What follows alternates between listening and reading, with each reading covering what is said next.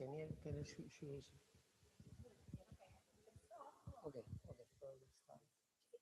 Yeah. No? Okay. You are a mathematician.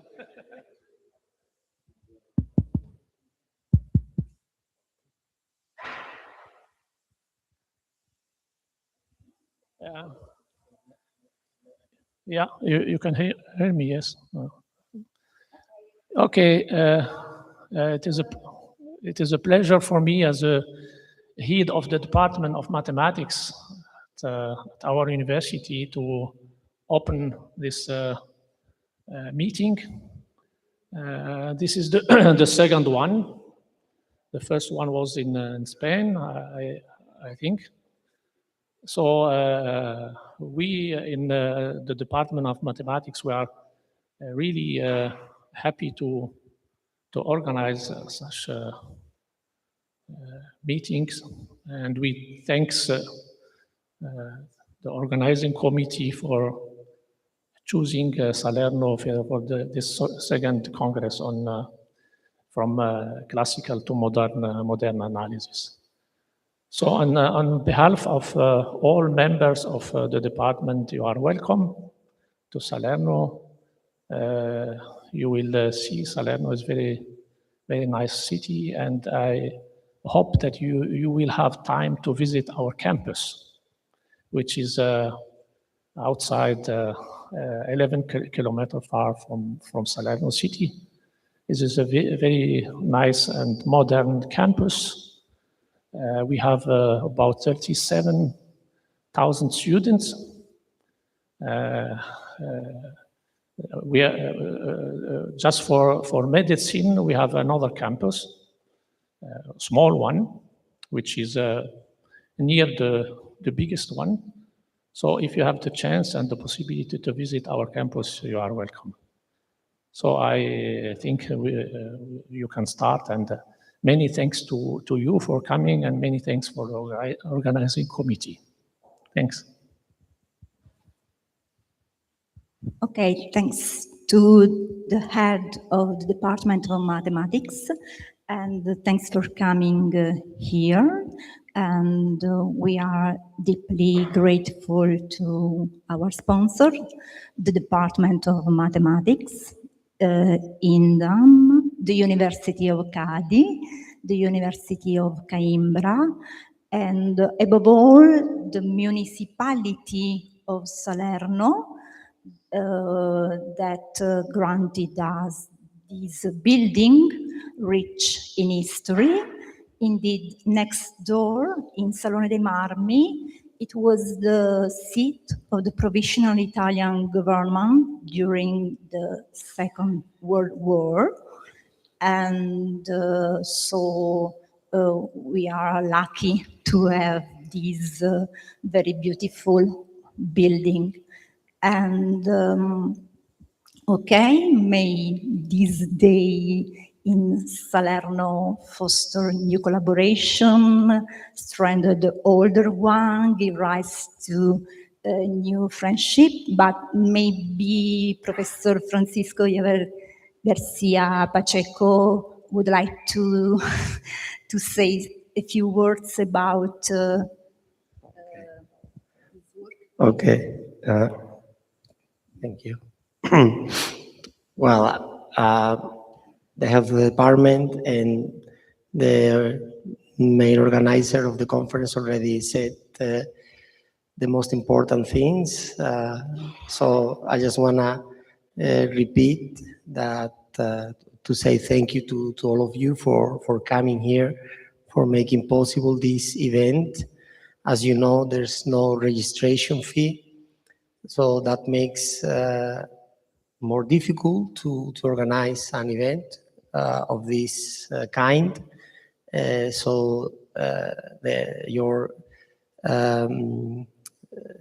disposal, your interest in coming, that makes things much easier.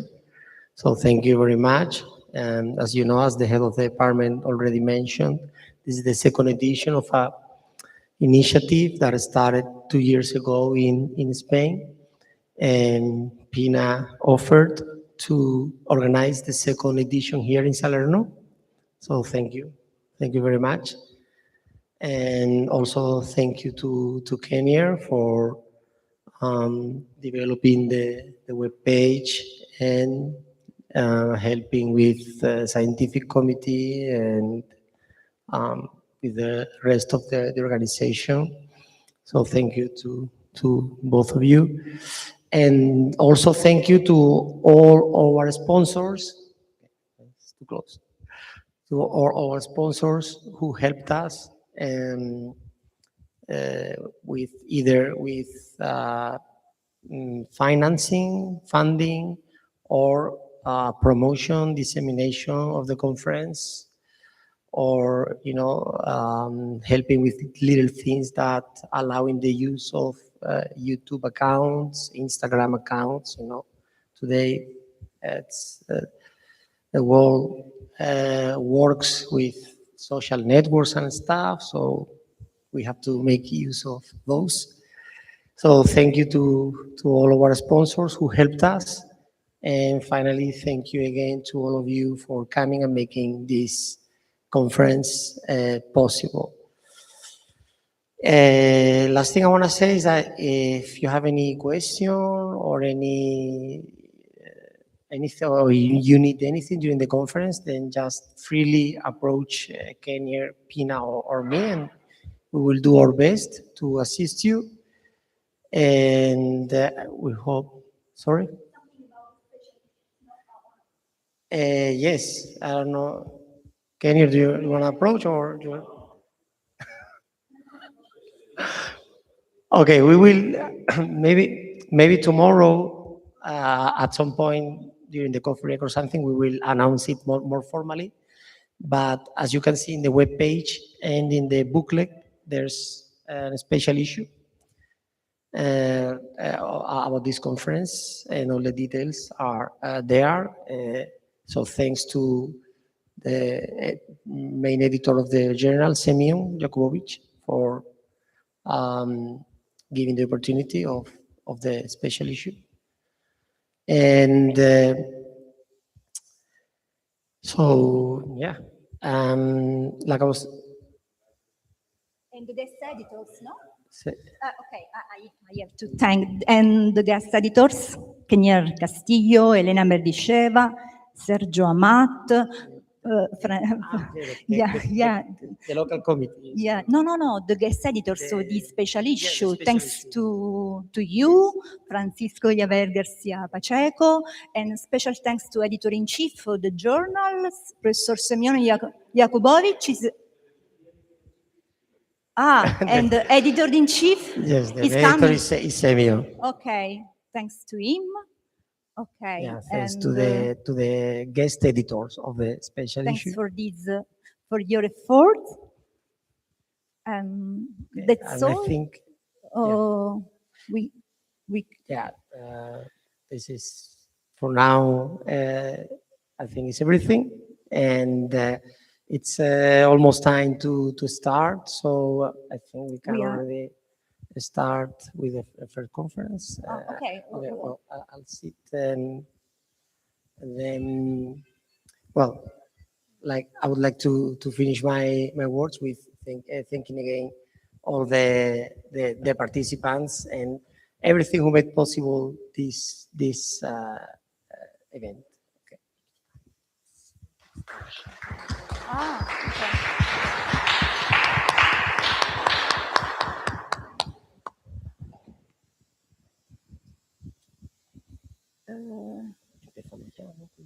Cominciamo prima? Okay. Okay. It's early, but we can start with the first speaker, who is Professor. Isn't he? Professor Richard Aaron, Professor Emeritus from Kent University, US, and the title.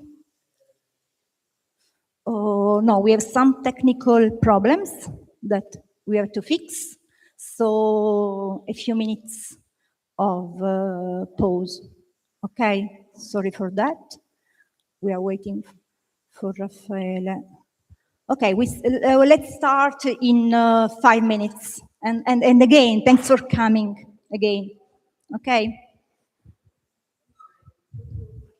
Please, about the excursion tomorrow, how do we pay, this, that?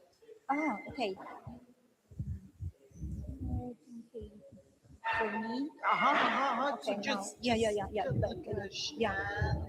And how does it work? So we go immediately. Now, if you want, or No. I mean, please sit, yes. What I mean is that, like, no information, yes? So after this, the bus will come, or what's the... No. Yes, immediately. Immediately. So no lunch, so we have to take some... We have to collect a breakfast bag for you, and then there is breakfast bag is... a coffee break. It will be provided. I see. This was for some preparation. And for the conference dinner is... Polo, Porto Vecchio. There's no information. Maybe they must... In the in the web page of Kenya. Let me... Please sit.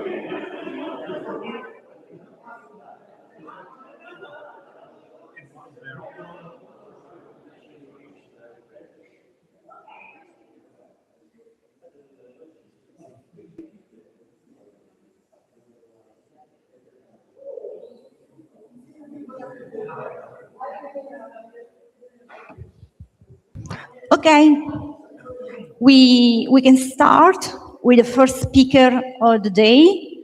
As said, Professor Richard Aram from US, from Kent University. And the title is Isometric Banach Spaces May Have Different Properties. Thanks. Go ahead. Thank you. Yes. Okay. Okay. Well, it's a pleasure and really an honor to be in this place and to be invited here. And it's really wonderful. So I thank the organizers and Pina very, very much. In my opinion, let me draw the ideal talk. Okay? So,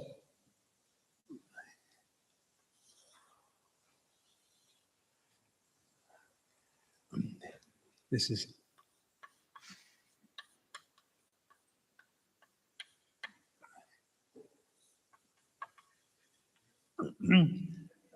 so the ideal talk is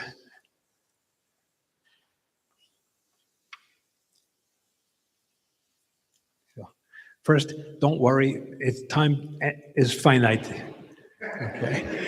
And the ideal talk should be maybe like this.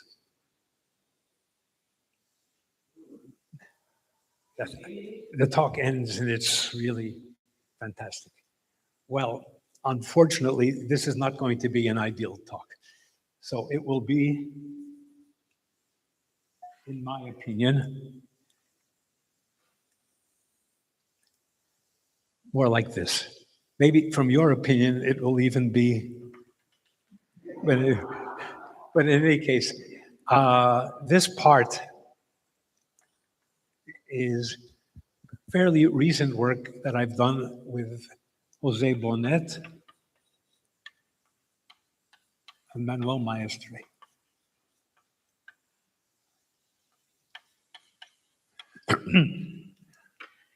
Okay.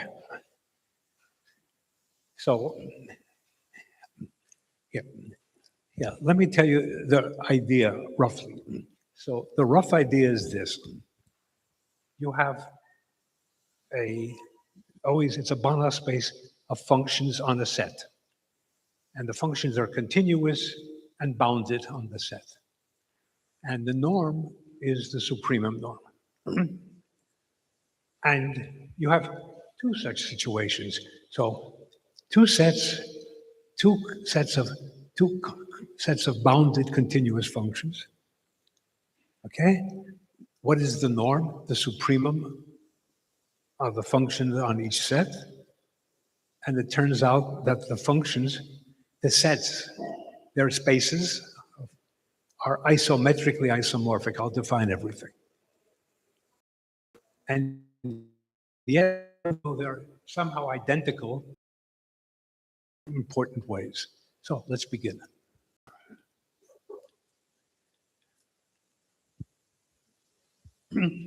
Okay, so X and Y are isometric, means that there is an operator, bounded, linear, continuous, from X to Y, injective, surjective, so bijective, and that preserves the distance. Does this have a light, or it doesn't? Is there a light? Oh. No. No, doesn't matter. Okay, doesn't matter. It's okay. So the point is, the norm of Tx and the norm of x are the same.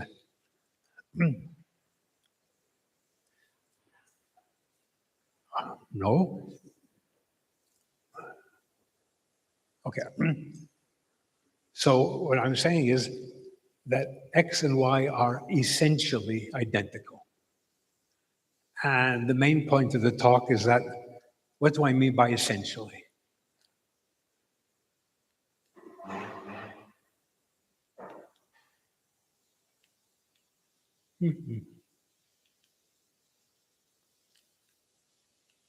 Okay.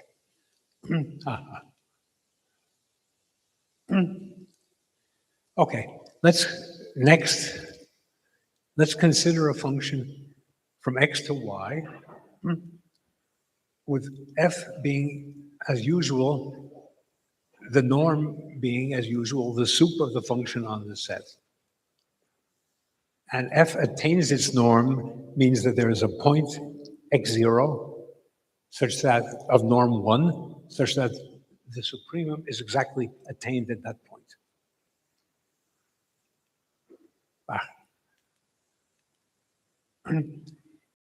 More generally, let's let S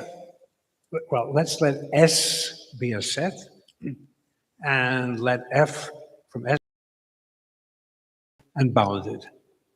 And f attains its norm. Is this a point S0 such that the sup on the whole set is the same as at that point?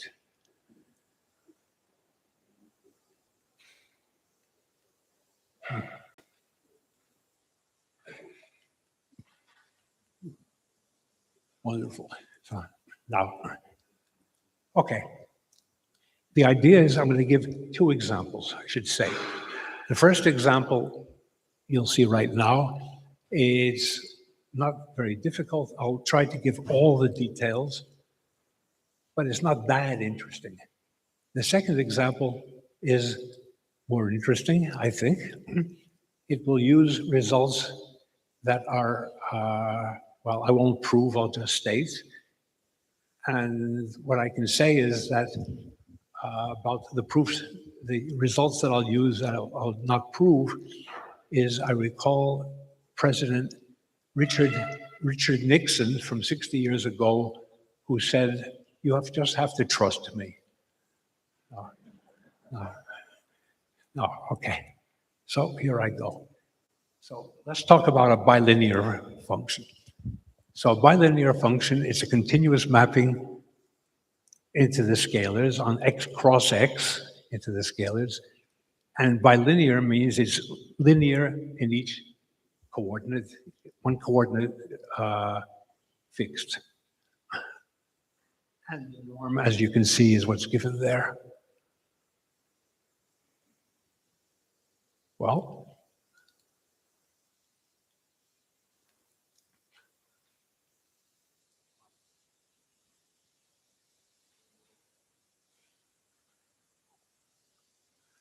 that's the end of the talk. Now let's go to...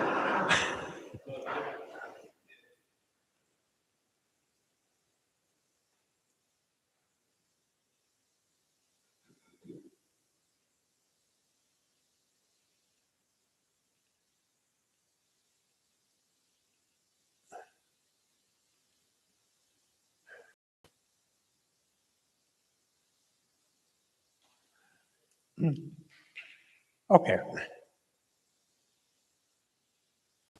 Almost, sorry. Okay, I won't try to do any more with this.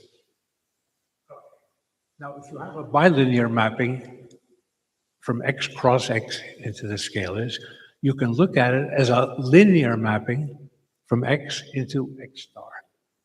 And that's, well, you can see that's in the middle. So A goes into L sub A, which is the linear operator from x to x star. And you can see how it's defined. So somehow I hope clear. And what is the norm of L sub A?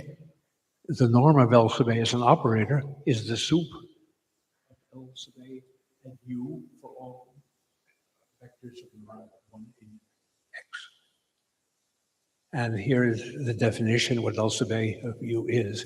In other words, if you look at the bottom line, the norm of L sub A is, in fact, the soup of A of UV over all U and all V of norm 1, and that's the norm of A. So they're isometrically isomorphic. So the point is that I have two different sets of functions. I have bilinear and I have linear operators.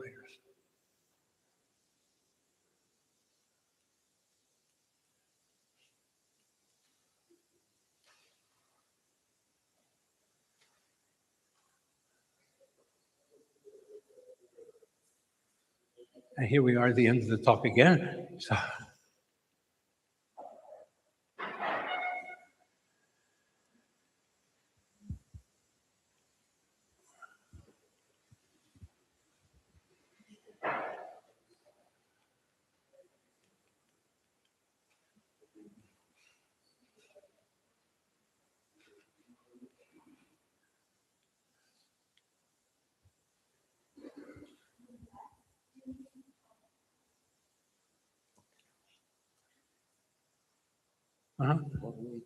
back.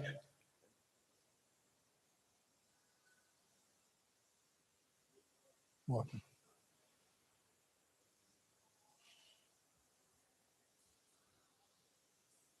Okay. Good. That's it.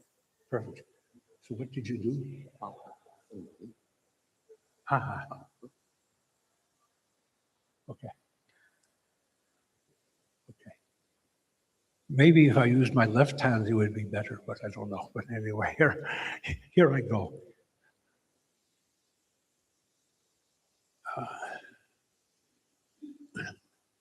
Okay, so what I showed at the bottom of the last slide is the bilinear forms on X cross X and the linear operators from X to X star are isometrically isomorphic. Let's do an example. So the example is L1, X is L1, so the dual is L infinity, and I'm going to give you a bilinear form. So the bilinear form A of xy is x sub 1. Now x, we're in little l1, so x sub 1 is the first coordinate of x times 1/2 y1 plus 2/3 y2 plus 3/4 y3, etc. This is easy to see. It's continuous, and well, what's the norm of A? Well, look, it's the norm of A is the soup over all xy of norm 1 of A of xy absolute value. It's clear that to have a bigger norm, you want the first coordinate, you want x to be just 1 in the first coordinate and all zeros. And then if you take a look, it's this. A of xy is x1 times 1/2 y1 plus 2/3 y2, etc. So what's the norm of A? Well, the norm of A is it's take one x to be x sub 1, it to be 1, and y is going to be 0, 0, 0, 0, 1. And what that will do is it will give you n over n plus 1 for all n. And so the norm is 1, and the norm is not attained. So, okay, that's what I just wrote. Okay, how about the corresponding linear operator?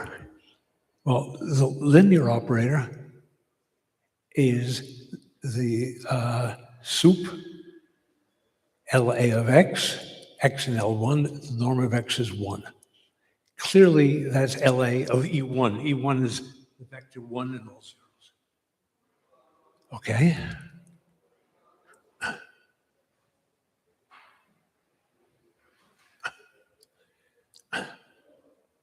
Now, what is the norm? What is LA of E1? What is LA of E1? It's the norm of LA of E1 of Y, which is the norm as an element of L infinity, which is 1/2, 2/3, etc. The norm of that is 1. So what happens is both L sub A and A have norm 1. A does not attain its norm, but L sub A attains its norm at E1. So these are two isometric spaces where one attains the norm and the other does not at some point. Okay. Let's go to a different situation. So the different situation is this, H infinity. So I'm going to define, I hope clearly to define everything.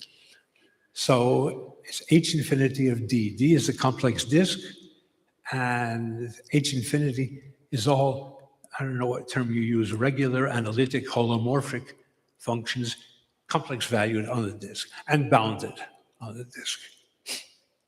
So it's, in fact, it's H infinity of D is a Banach, is a normed algebra, in fact, but it's a Banach space, it's a complete norm space. It's not separable. One important, which is, if you haven't seen before, if you look at f of z0, it makes sense for any point in the disk evaluation. How about if z0 is on the boundary? Sometimes yes, sometimes no, often no. So f of z0 is not definable on the boundary of the disk. Okay. So now this seems like a trivial question. Let's suppose that f attains its norm at a point inside the disk. What can you say? Well, the maximum modulus principle tells you if you have a function which attains its maximum interior, it's a constant. Okay? So it must be a constant. Okay? So maybe it's not true. Is there something funny? Strange is going on. So let me explain.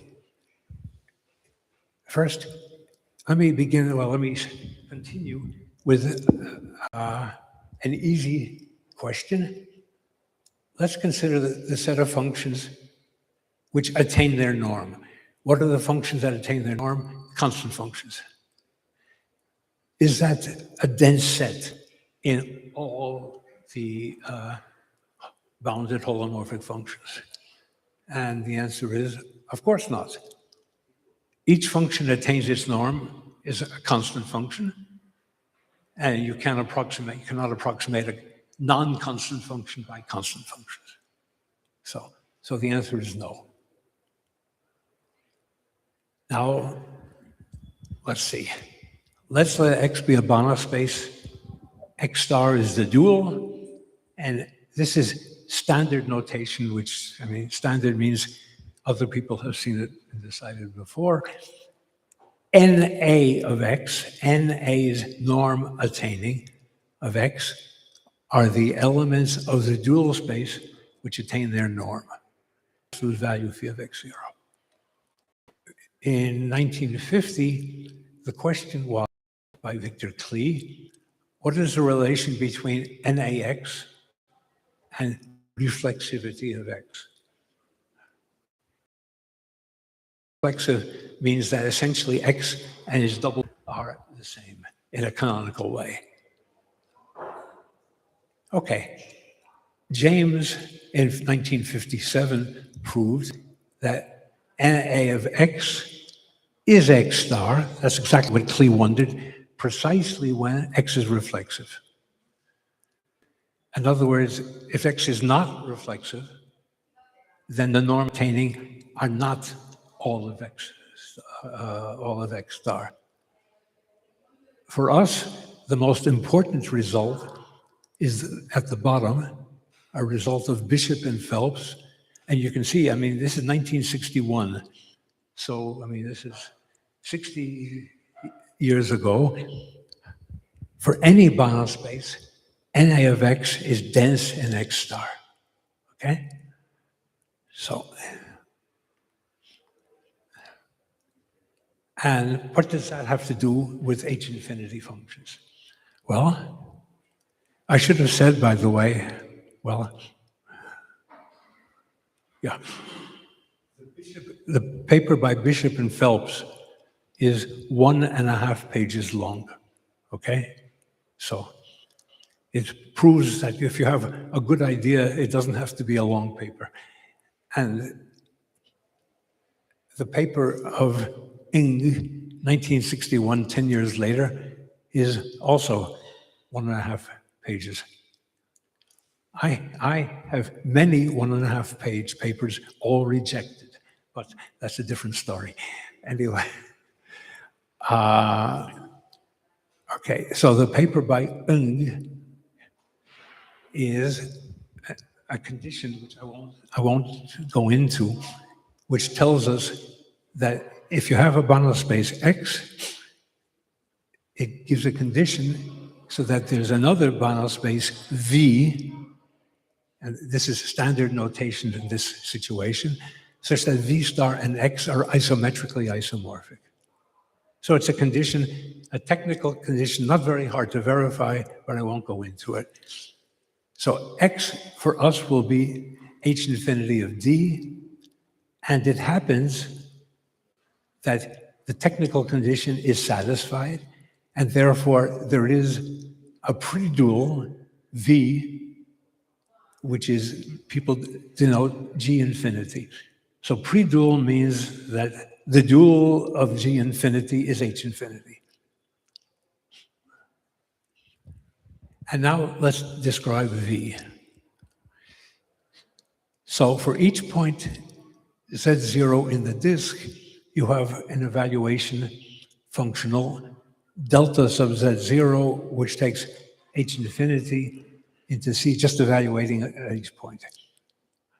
It's a continuous linear form, so it's in the dual of H infinity. And if you look at what the V is, which V infinity of D is, it's the closed subspace generated by all such delta Z0. Okay?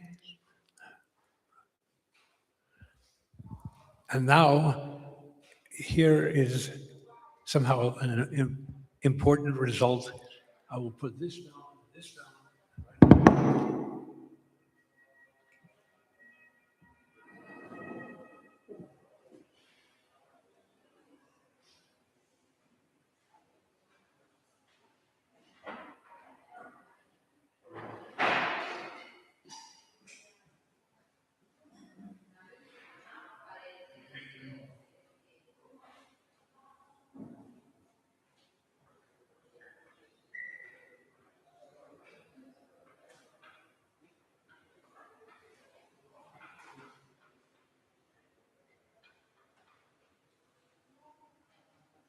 You have an H infinity function f from this point.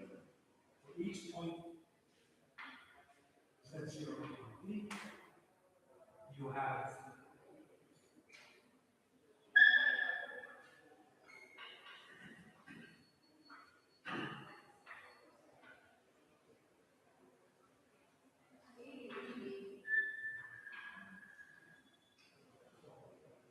this valued delta.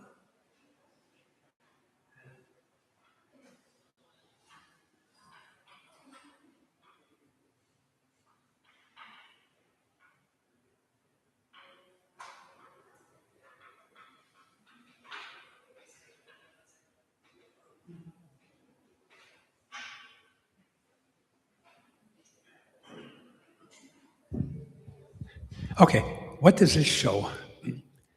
What it shows is that for every function f, holomorphic, bounded, there is a linear continuous operator or functional from this pre-dual into D. And there's more. Well, one thing I should say, this is a typical situation. You have a function which is complicated. H infinity functions are complicated on a nice space. Here, you have not such a nice linear space, but you have a linear function. So you've lost the nice space, but you've gained a linear function. And what happens is this.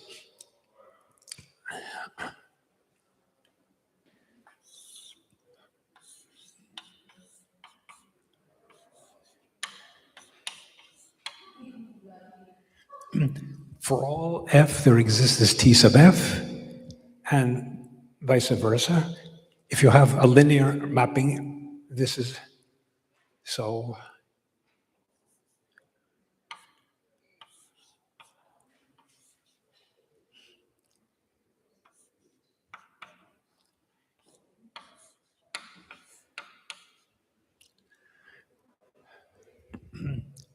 So for all linear, you have a function this way.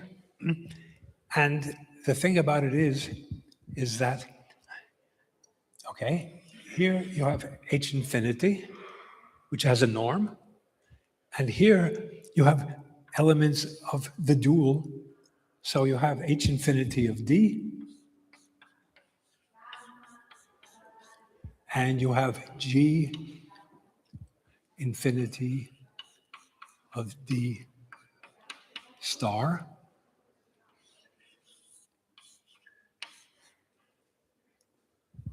And the result is, as says there, it's isometric isomorphism.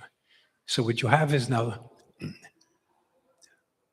this and that are essentially the same.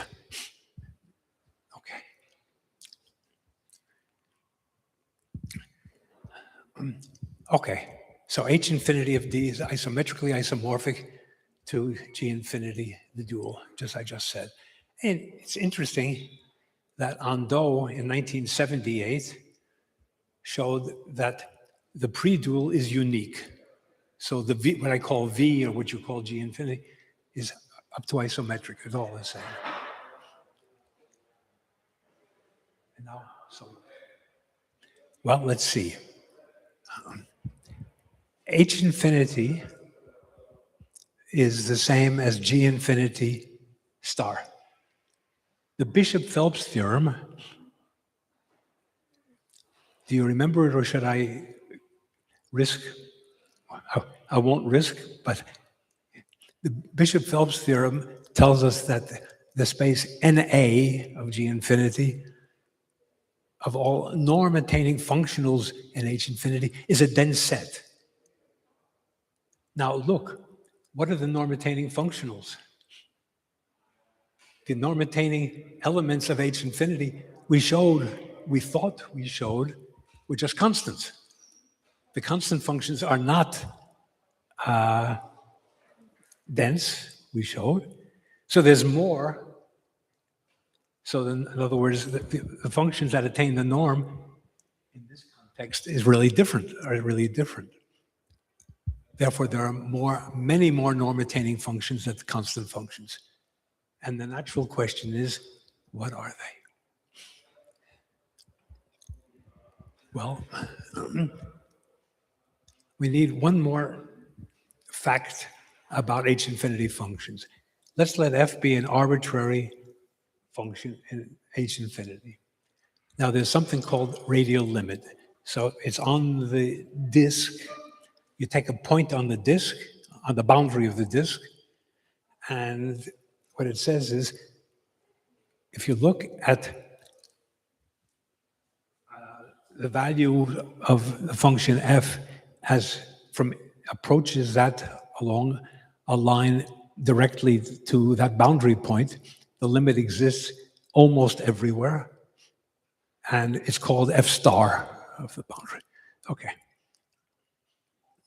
Now, Stephen Fisher, in 1969, showed that F attains its norm as an element of the dual of G infinity, if and only if you look at the Lebesgue measure, and F has norm 1. You look at the Lebesgue measure of the set of theta such that the boundary F star v to the I theta is absolute value 1. And the measure has to be positive. Okay. Let me give you 2 examples, and then we'll move on. So the first example is here, f of z is 1 plus z over 2. What's the norm of the function? It's clearly an H infinity function. What is the norm? 1. Where is it that the function at the boundary attains the value 1, an absolute value? Only when z is 1. If z is not 1, then the absolute value is less than 1. And therefore,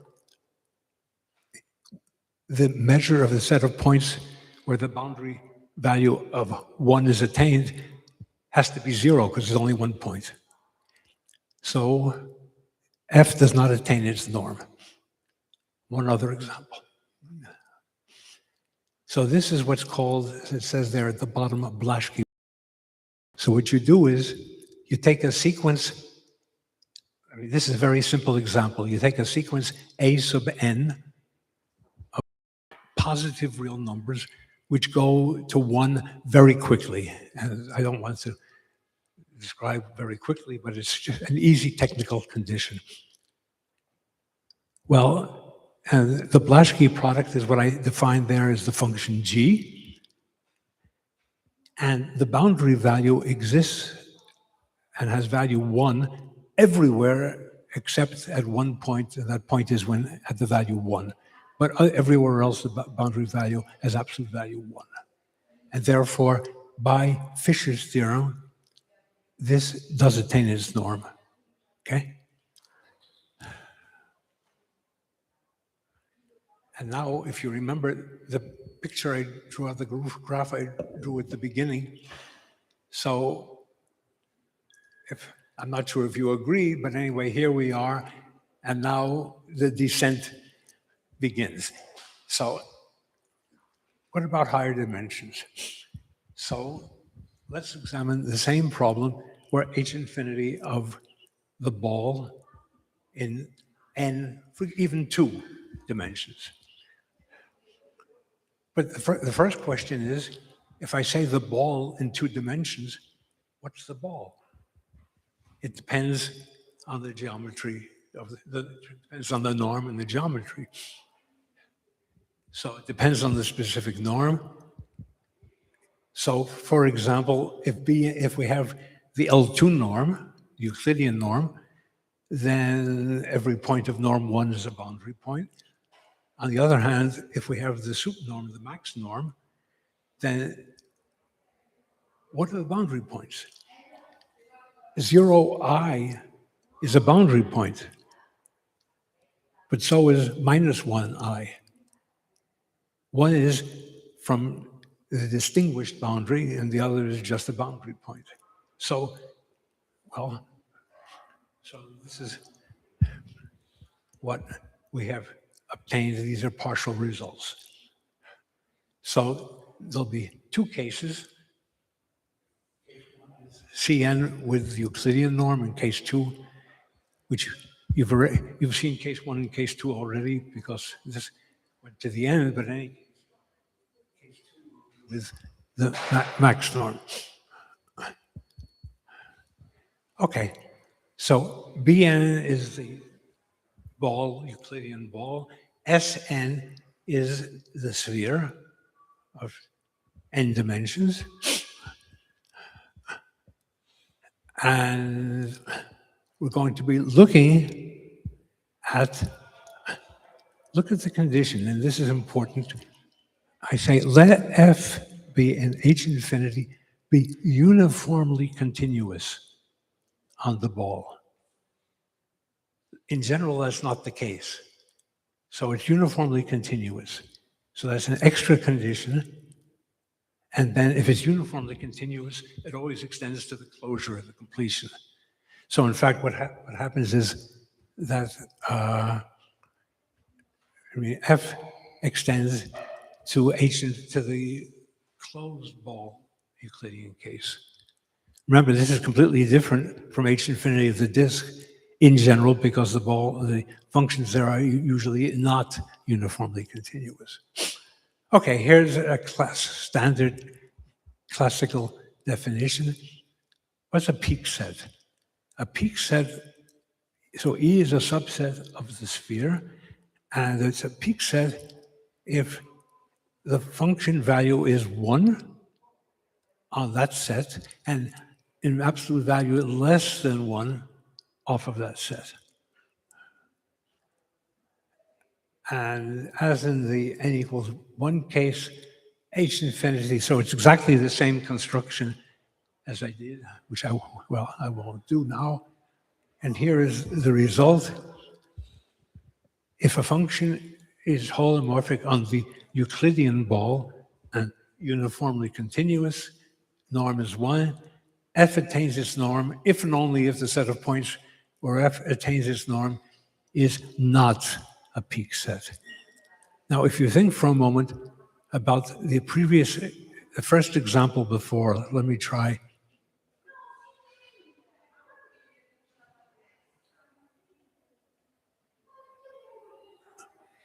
Yeah, this example, it attains its norm at 1 point, so it is a peak set, and that doesn't attain the norm.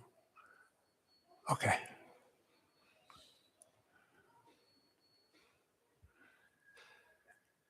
Case 2. So here I am with the soup norm. So this is the second case. So in some sense, the ball is like a cube or a square or something like that. And we look at, it has various names. We can look at the distinguished boundary, which are the points in Cn where each coordinate is absolute value 1.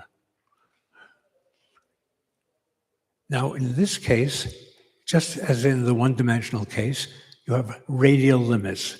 So the radial limit is you take a point on the distinguished boundary and you look at the function values going to that point. And it exists almost everywhere. Again, H infinity is isometrically isomorphic to the dual of G infinity.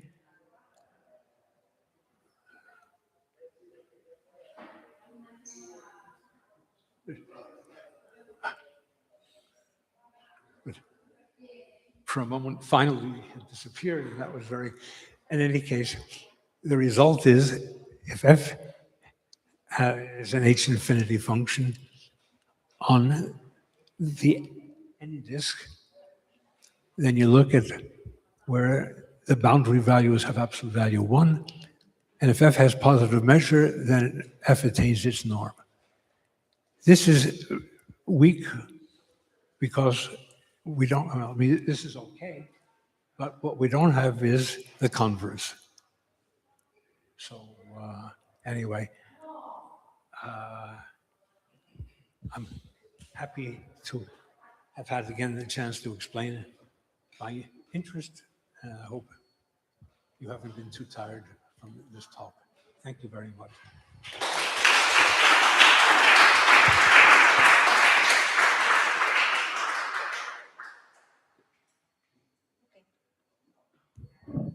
Thanks very much for this nice talk to Professor Aaron.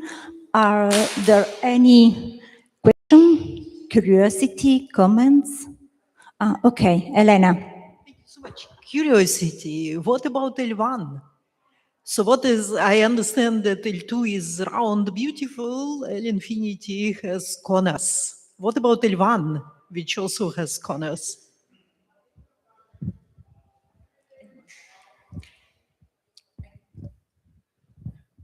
No idea. Okay. Somehow, it's the next natural question. But I mean, there are many, well, as I say, of converse, I mean, there are many questions that are, I mean, I should say, well, there are many questions. One which I find interesting, that the result of Ando, which I mentioned, is that the H infinity of the disk in one variable has a unique predual. How about H infinity of more than one variable? And that's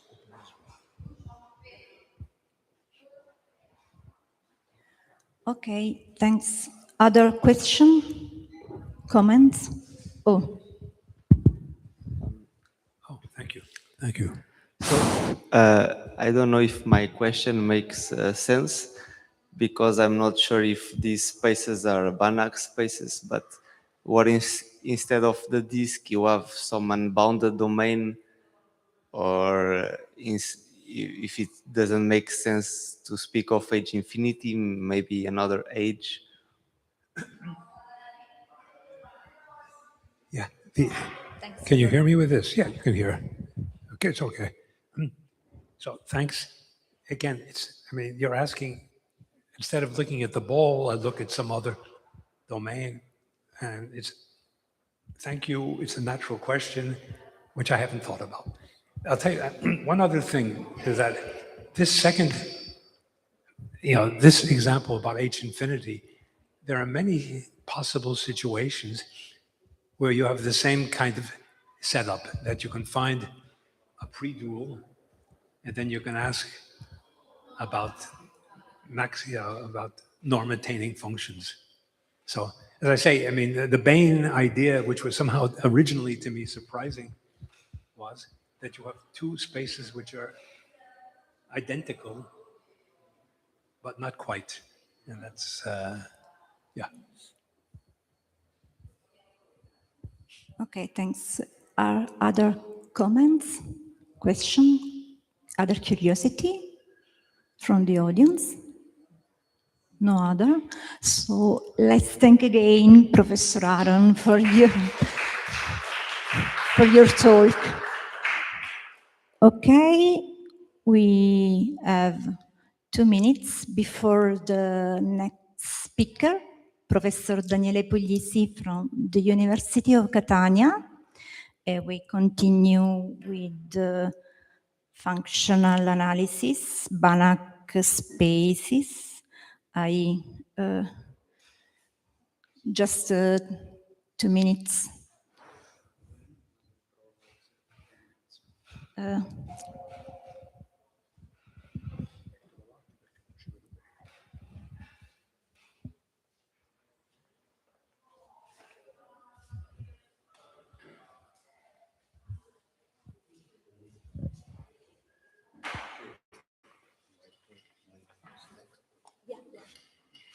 Okay, thanks. Oh, are slides ready?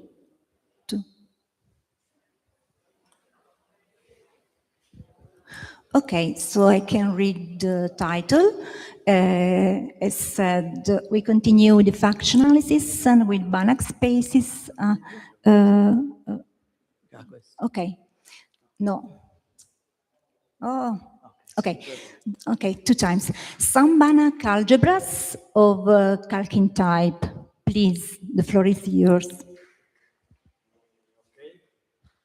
First of all, let me thank all the organizers for inviting me for this nice conference. It is actually my first time in Salerno.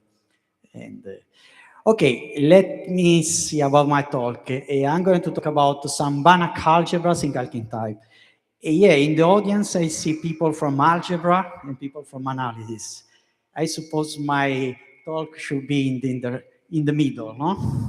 At least in the title, there is the word algebra and the word Banach, no? Yeah. Okay, let's see. Yeah, at the first edition, I was there in Spain, and the organizer gave me some plant seeds, and I took care of them, and yeah, I got this plant. If you remember, I don't know. Okay, let's see some notation. If X is a Banach space, and let's denote by tel of X the space of all bounded linear operators from X to L itself, and K of X is the ideal of the compact operator. Okay, the main definition of my talk is the Calkin algebra. If you have a Banach space X, you just quotient L of X over K of X. This is an algebra by the composition product. It's called Calkin because Calkin in 1941 proved that if X is little true, then the only non-trivial closed-ideal in L of little true is the compact. And then that means the Calkin algebra of little true is the trivial one. It's zero. Okay. And remember a classical theorem by Gelf and Neymark state that every C-star algebra, you can see the C-star algebra as a C-star subalgebra of L of H for some Hilbert H. And then another question is, maybe we can be more precise in some sense. Given a Banach algebra, I don't say C-star, a Banach algebra, can we find a Banach space X such that A is isomorphic as Banach algebra to the Calkin of X? This is a question. Of course, we cannot pretend X is an Hilbert, but we have to be more generalized, like Banach space. And to start, we consider this is the case. A equal R, no, the real number. But actually, this is not really easy. Like I'm asking if R, the real algebra, can be represented like a Calkin algebra of some Banach space. And this was shown by Argyros Aydin in 2011. And this is now a really famous paper. And it's the first time they describe precisely a Calkin algebra. And this paper is really hard to read, actually. And similarly, for each n natural, the finite dimensional Banach algebra or n cross n upper triangle topolix matrices, you have a Calkin representation. This was done by Matthew Tabard in 2030. He actually was a PhD student of Aydin. And actually, Tabard was a really good mathematician, but now actually he moved in bank. Actually, he's not working in math anymore. But he provided the first example of infinite dimension Banach algebra, little one. Okay, he provided there exists a Banach space X of T by Tabard, such that the little one with the convolution product become a Banach algebra. A little one can be represented as a Calkin algebra over X, X of T. Yeah, but let us note all the Tabard examples are Banach algebra with not semi-simple Banach algebra. About semi-simple Banach algebra was in 2017. All finite dimensional semi-simple complex algebra are of Calkin type, but all of them are finite dimensional. In particular, they use some power of Argyros Aydin space, and they obtain the sum of matrices algebra to have a Calkin representation. Okay, let's say in 2016, Motakis, Pugliese, and Polo proved this first example of infinite dimensional. They proved that for every countable compact metric space, there infinity Banach space such that C of k, the algebra of all real value continuous function over k, as a Cartman representation, means that the C of k is boundary linear operator over X over the compact operator, the quotient. Let's say some curiosity at the time when we construct this space. Okay, we realized that in 1974, Carlton proved this famous theorem, which say that if X is a Banach space with an unconditional finite dimension expansion of the identity, and the Y is another infinite dimensional Banach space, then you have the compact from X to Y is complemented over the all boundary linear operator from X to Y, if and only if the compact contain no copy of C0. C0 is the space of real sequence which goes to zero, the limit, with the subnorm.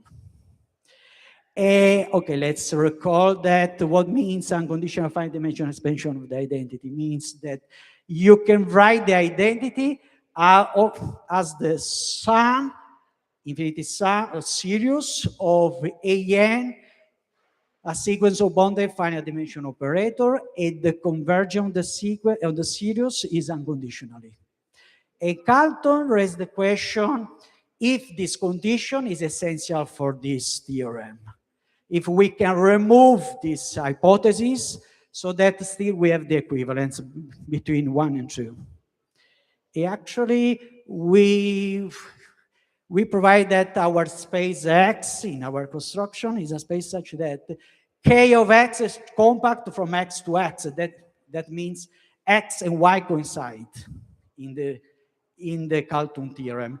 The compact contains no copy of C0, but the compact of X is not complemented in L of X. That means the hypothesis in the Carlton theorem is essential. You cannot remove.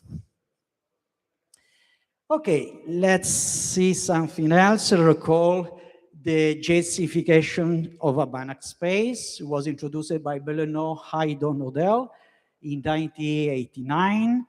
Okay, so if you have X, a Banach space with a normalized one conditional basis, you consider C00 of n. The sequence is like a subspace of C0, but we finite support, no zero. And then you consider the new norm in this C00 of n, which is the supremum over, you consider two sequence which interlaps each other, Kn and Mn. You consider the supremum of the series in n, the sum between Kn and Mn of the coefficient II times the basis, xkn. And the norm is, of course, in X. And then you consider in this space, you consider the completion. You get a Banach space. And in particular, okay, this is a generalization of the classical James construction. In case X is literally true, you get the James space, the famous James space J. And also they proved that J of X is quasi-reflexive or order 1 whenever X is a reflexive Banach space. This generalizes the classical James space, James theorem. And also they define a subspace of the dual. Okay, they consider a particular functional, and then they consider the closest span of AI star, the B orthogonal functional, and then some with the one-dimensional space generated by us, this particular function. Actually, they proved that whenever X does not contain little one, this subspace actually coincides with the dual. But in 1980, Andrew Green proved that J of X and J sub star of X, both of them are Banach algebra with the coordinate-wise multiplication with respect to a suitable basis. Then they are Banach algebra. In 2020, Motakis Puglisi Tolias proved that for any Banach space X with normalized and conditional basis, then both J of X, the gensification, and J substar of X are Calkin algebra of some Banach space. And this theorem actually gives us many consequences. Okay, let's see. First of all, for any n, we have a Calkin algebra which is quasi-reflexive of order n. Or let's say quasi-reflexive means that it's not reflexive, but between the space and the bidual of one means the quotient is one-dimensional. Almost reflexive, let's say. And okay, this is the paper. And let's say if X is a Banach space, in the same paper we proved that if X is a Banach space with a normalized and conditional basis, and though with the coordinates multiplication, there exists always a Banach space. Of course, we need an unconditional basis so that with this product, we have a Banach algebra. And then there always exists a Banach space such that the calc of Y coincide with X sum of C of n. C of n is the sequence, the space of the real sequence which converge somewhere. It is isomorphic as a Banach algebra, of course. And the same if you consider X sum BV1 of n, boundary variational sequence. Still, we have the Calkin representation. But recall that whenever James proved that any non-reflexive Banach space with unconditional basis is either isomorphic to X sum C0 or X sum little 1. And since C of n is isomorphic to C0 and BV1 of n is isomorphic to little 1, of course, we get every non-reflexive Banach space with a normalized and conditional basis is isomorphic as Banach algebra to a Calkin algebra, of course. And actually as a Banach space, but at least that contains a complementary ideal isomorphic as Banach algebra of X, to X. Okay, let's see. What about the reflexive? We are told, yeah, actually this theorem is about the non-reflexive Banach space. What about reflection? Actually, we don't know if the same holds.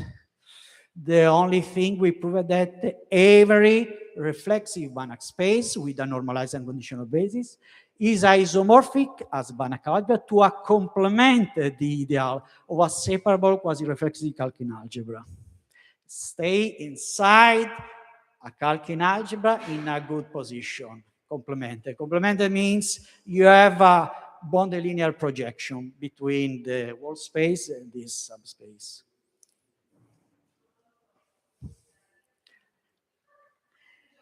Okay, let's see how to reach the results. Yeah, the main ingredient is the space of compact diagonal operator over X. Okay, let's see the definition. If X is a Banach space with a Schauder basis, then an operator from X to itself is said to be diagonal if the biorthogonal functional A star J applied to T of EI is 0, if I is different than J. It's something like you have a matrix representation, but you have all the time 0 except the diagonal of the matrices, something else. And the compact diagonal operator are denoted by K of X. Okay, let's note that if you consider the tensor product of AI star, EI, this form a Schauder basis of K diagonal, the compact diagonal. Okay, of course, we need to add a unity and then consider K diag, sum the span of the identity. And this is a commutative semi-simple Banach algebra. And in 2011, Argyros, Delayanni, and Tolias, actually they describe completely the diagonal operator over X in this theorem. The theorem said that if X is a Banach space with the Schauder basis, then the map which any element of functional EI star goes to the basis of chi diagonal, compact diagonal. AI star tensor AI can be extended to an isomorphism between X star to L diagonal of X, if and only if the basis dominates the summing base of C0 and the norm in the dual is submultiplicative. Okay, let's recall those notions. Okay, that basis dominated summing base of C0 means that the sum of coefficient in the modulus, unless a constant to multiply a constant, is less or equal to the norm of the sum of the coefficient times the basis. Submultiplicative means, in some sense, in the dual, the norm of a product, this kind of product, is less or equal to the product of the norms, unless a constant to multiply a constant. Okay, and then if Y is the span of the B-orthogonal functional, the space chi diagonal, the compact diagonal plus the unitary, the span of the unitary, is isomorphic as Banach algebra to the unitarization of X. Yeah, for some particular element E of omega. Okay, then one is able to describe the Ri plus compact diagonal. Okay, in this sense, if X is a Banach space with a Schauder basis, then there always exists a Banach space Y of X, such that the Calkin algebra over Y is isomorphic of Banach algebra to the K diagonal, the compact diagonal operator over X, plus the unit, no? And let's see some other curiosity about this theorem. Okay, recall that the famous paper by Gowers-Murray in 1993, okay, they prove it, actually, they construct a particular Banach space, giving a solution several outstanding problem Banach space theorem. For example, important problem was the existence of Banach, indecomposable Banach space. Indecomposable means this Banach space doesn't have any complementary subspace, infinite dimensional complementary subspace.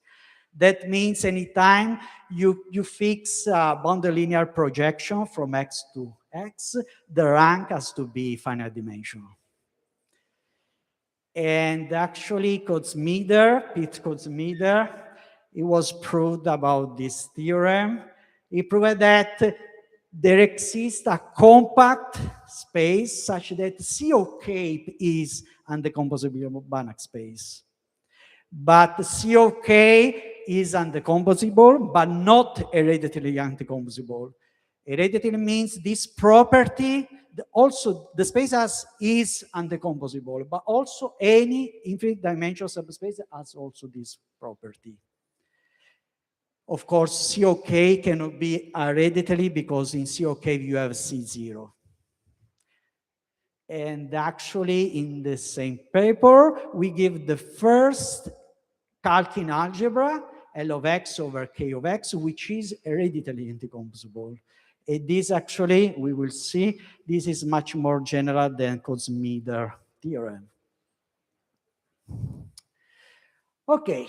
But okay, let's say somebody can ask, okay, you have this property, extreme property, in the quotient L of X over K of X. What about in the space L of X?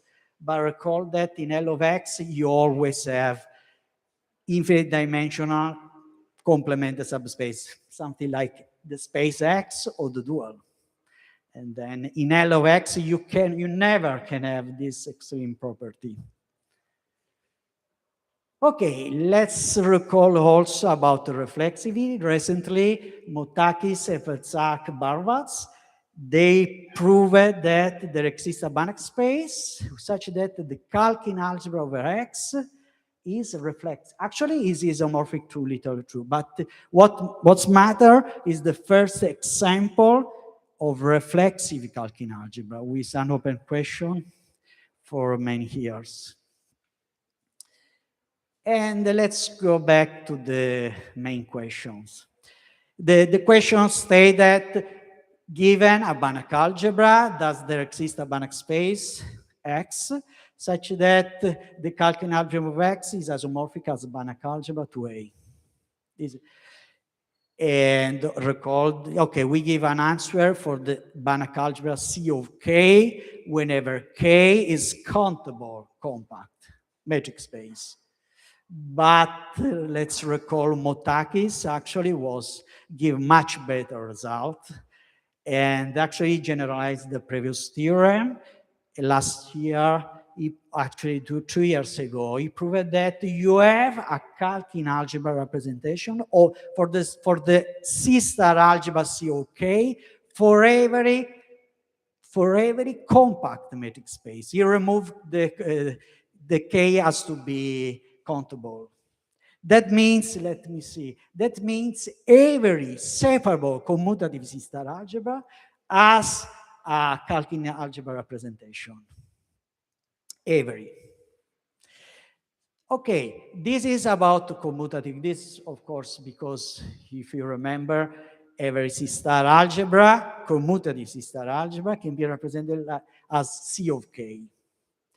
Okay, the question remains, what about the non-commutative case?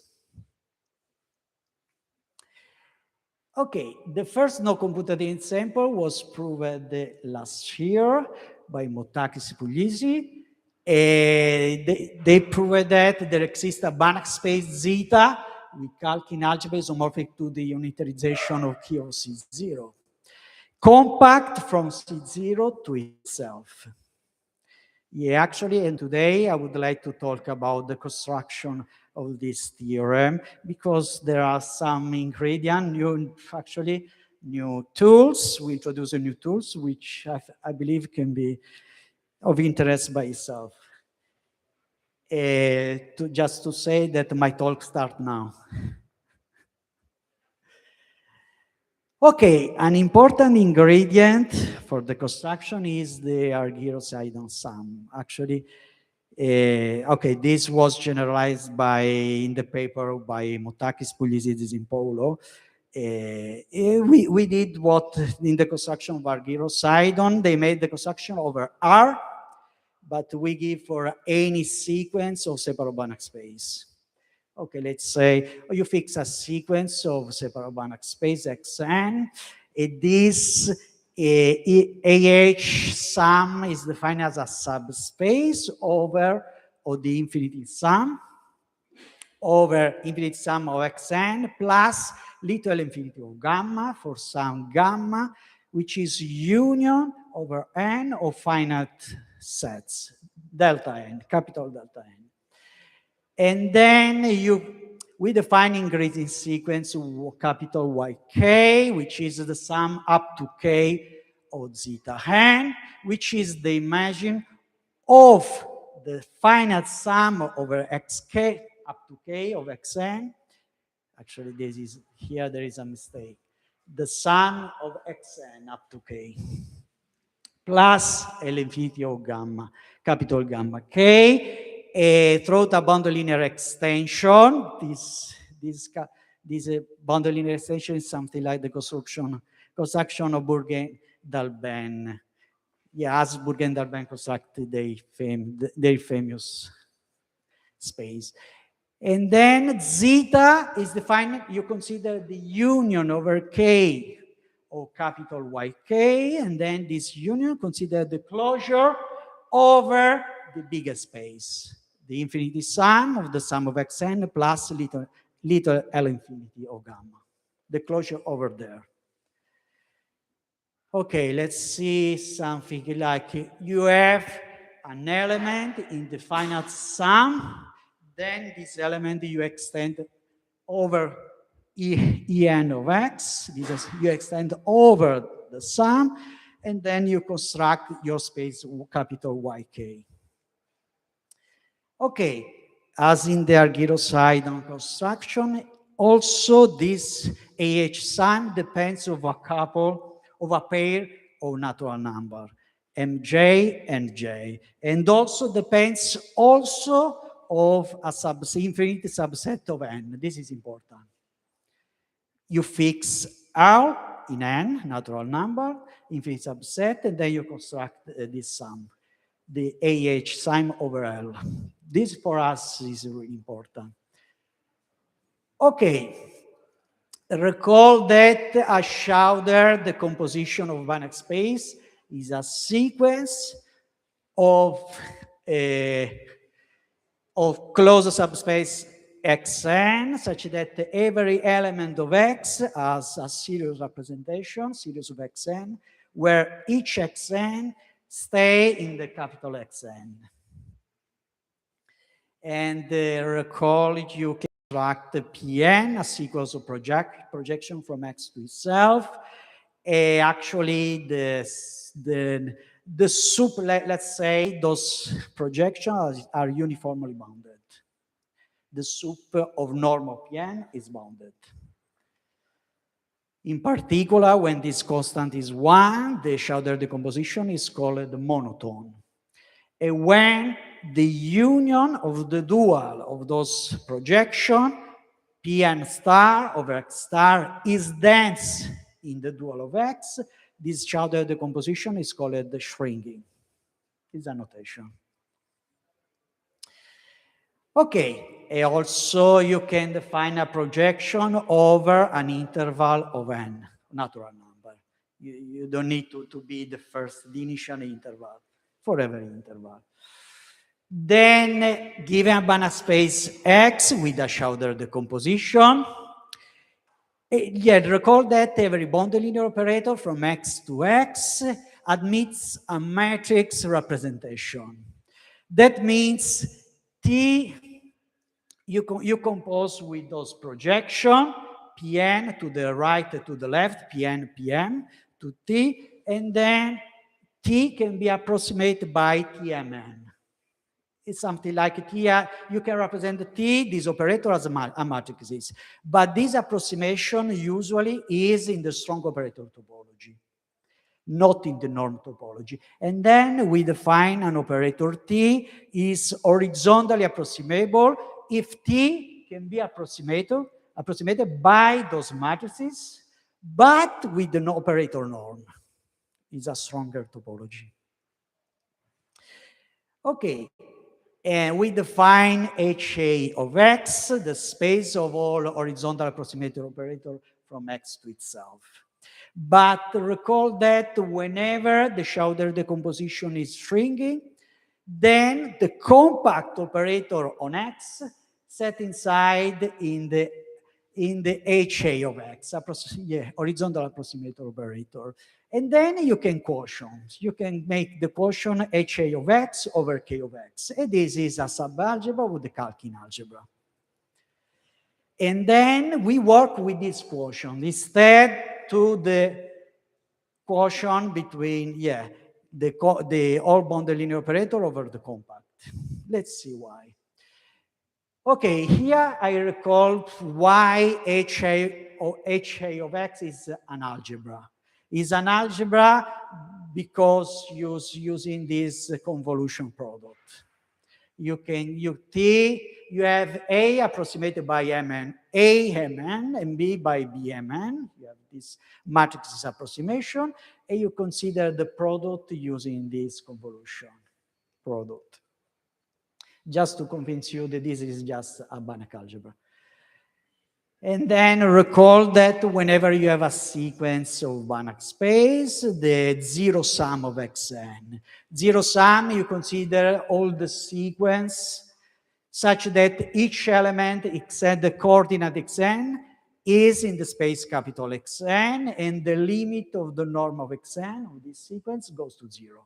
And use the sup norm. is just a generalization of the space C0. And whenever the sequence xn coincides with the one space x, we consider the notation C0 of x instead of the sum xn 0. And let's observe this zero sum always admits a Schauder decomposition. Yeah, the subspace xn at is just you get the sequence where every component is 0 except to the n coordinate. And this is a Schauder, is easy to see, is a Schauder base, a Schauder decomposition of this sum.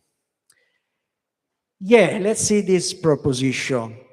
If X is an infinite dimensional Banach space with a scalar plus compact property, is like the Argyro-Sidon property, no? And consider C0 of this space. That means we are doing what? The zero sum of Xn where every space is the same, X, the Argyro-Sidon space. Then you consider HAC0 of X, the horizontally approximator operator over the compact, over C0 of X. Then this quotient is isometrically isomorphic to the compact over C0. This is the first step. Of course, is isometrically isomorphic as Banach algebra. Banach means you conserve the product. Then let's see this other notion. If you consider two operator, T and S, from X, two boundary linear operator from X to Y, we said that they are freedom equivalent if the difference is compact. And let's say this is important definition. If X and Y are two Banach space with two Schauder decomposition, respectively capital Xn and capital Yn. Then for each Schauder decomposition, you have Pn for projection over X, and Qn, the projection, sequence of projection for Y, for the space Y. Then those two Schauder decomposition are said to be C finite freedom equivalent if there exists a constant C greater or equal to 1, and there exists two sequences of boundary linear operator, Ln from X to Y and Rn from Y to X, such that, okay, the norm are uniformly bounded. Norm of Ln and norm of Rn. The supreme of Rn of those norms is bounded. Second, you have a compatibility condition. Compatibility means whenever you fix the index m less than n, you have Ln is equivalent, freedom equivalence, no? Of Ln composed Pn, but the same is equivalent to Qm composed Ln. And the same for Rn, no? But more, actually you have the initial freedom invertibility condition. If you compose Rn and Ln, and you compose Ln with Rn, you get respectively those projection Pn over X and Qn over Y. Well, actually using this new tool, actually we give what? If X and Y have two Schauder decomposition which are freedom equivalent, then those quotient HA of X over K of X and HA of Y over K of Y, those are isomorphic as Banach algebra. This is here. The propositions we are more precisely. If X and Y are two Banach spaces, we see finite freedom equivalent shrinking by Schauder decomposition with constant C. Those quotients, H of A of X over K of X and HA of Y over K of Y, they are C square isomorphic as Banach algebra. Actually, look, actually X and Y can be really far away from each other, but those quotients are all the same. Let's say they are the same as Banach algebra.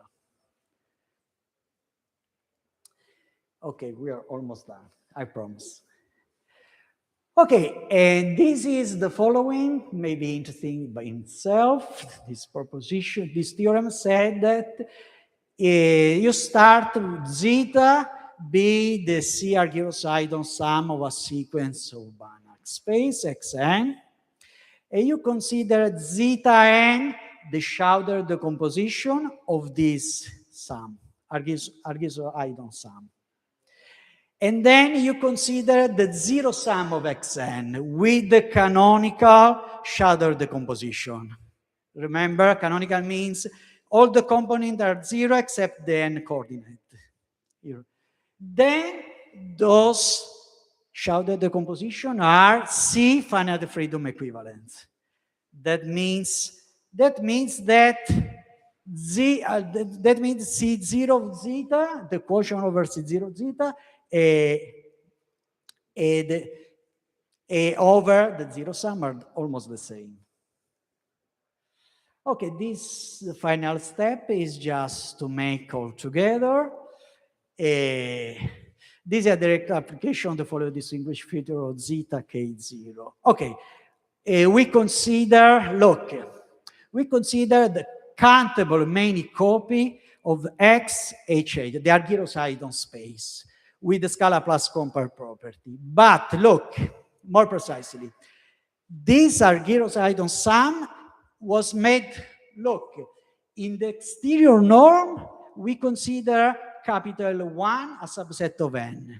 And we choose every space Xn, the Argyrosidon, but made by another subset of n, L2. And those subset L1, L2 has to be disjoint. The intersection is empty. This is really important. There, look, we consider the same space, we consider the Argyrosidon sum, we consider the space zeta kc0. Then we proved that if you choose this space, every bonded linear operator from zeta, capital zeta, this space, to itself can be written like constant identity plus an horizontally approximate operator. For this space, we don't have the scalar plus compact property, but we have a scalar plus horizontal approximator property. Then we have what? For what we said before, KC0 was isometrically isomorphic as Banach algebra to the quotient HA C0 X Argyrosidon over the compact OC0. Then, for what we said before, H8 since C0 of the Argyrosidon space has a freedom equivalent Schauder decomposition as the zeta, the Argyrosidon sum, zeta of KC0. And then those space, those quotient are isomorphic as Banach algebra. Then the property we said before, but for this space, zeta kc0, we have the scalar plus horizontal approximation property. That means this quotient is just the calculation quotient. Just every operator is just, unless the identity is just the horizontal approximable. And then we are done. Oh, sorry. Thank you for your attention. I think I stop in time, no?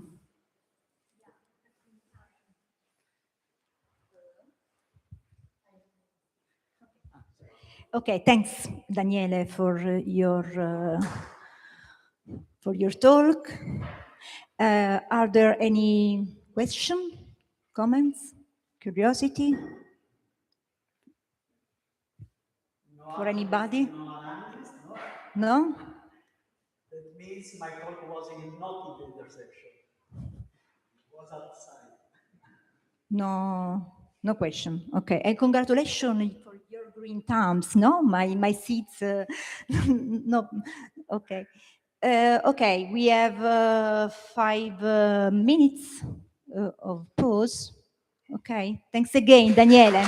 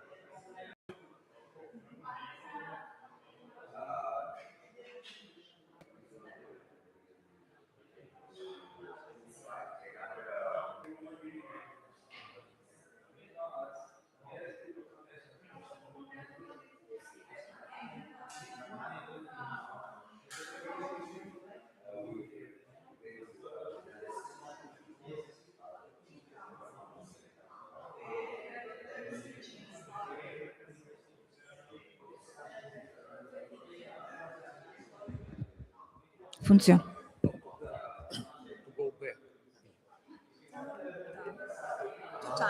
Two times forward here. An indicator there. No, unfortunately there is no laser. Because sorry, but it doesn't work. Sorry for that.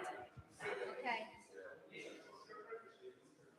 So we are ready for next speaker, Professor Semyon Janovic from University of Porto.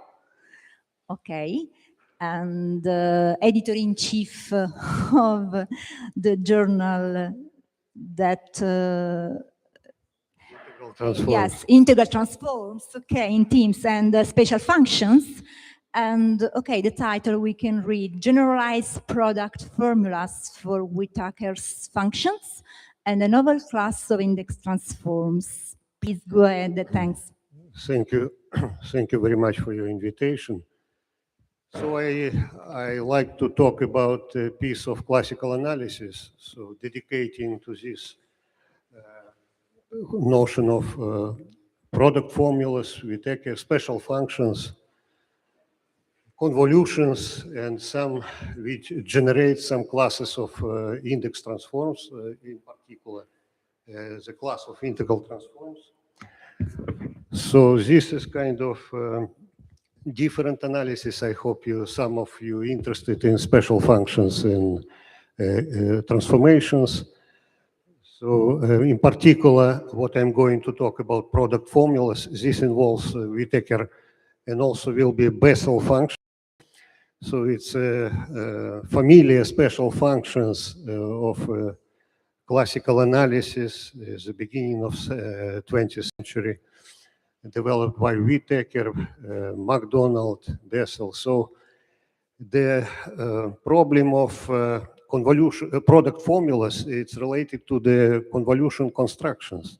So we started to do this in the beginning of 90s, end of 80s, to classify the different classes of convolutions, in particular, as far as we know, everybody knows Fourier convolution and maybe more Mellin, Hankel, 5 classical integral transforms. But nevertheless, even for that kind of classical transforms, we didn't know that time at the end of 80s some convolution theory. So we started to classify these convolutions linking to the Mellin transformation. So this is a very important part of our method. It was based on the table of Mellin transforms created by Marichev in the 70s. And then we could use the property of the Mellin transform in Mellin convolution, which is a kind of Fourier convolution with corresponding substitutions, to classify the corresponding convolutions and product formulas, of course, for the Mellin type transformations. In particular, Hankel sine cosine transforms over half of x's, and more involving more special functions, even general Mayer G function and Fox H function. So this you can see my books of 90s and of my colleagues about this theory. But the part of index transforms, it's a bit different part, because the structure of these transforms is completely different from the Mellin type transformations and Mellin convolutions, because it involves integration over index, for instance, the formula 1.1 of the Whittaker function. And there is no such nice and simple structure as for the Mellin type transforms, so we cannot construct the corresponding table and classify this kind of convolution. So we need the product formulas. And the product formula started, maybe you are familiar with Jacobi transforms, who studies orthogonal polynomials, knows well about the Legendre polynomials and then at the 70s, Kornwinder constructed the product formula for the Jacobi functions related to the index transforms, named transform. But everything started, and it's my notion of the index transforms. We introduced index integrals. So it's a Kontorovich-Lebedev transformation, which involves a Bessel function. But then in 64, Wimp discovered this transform 1.1. And you see his inversion formula 1.2 involves integration with respect to index. This is a kind of curious transformation.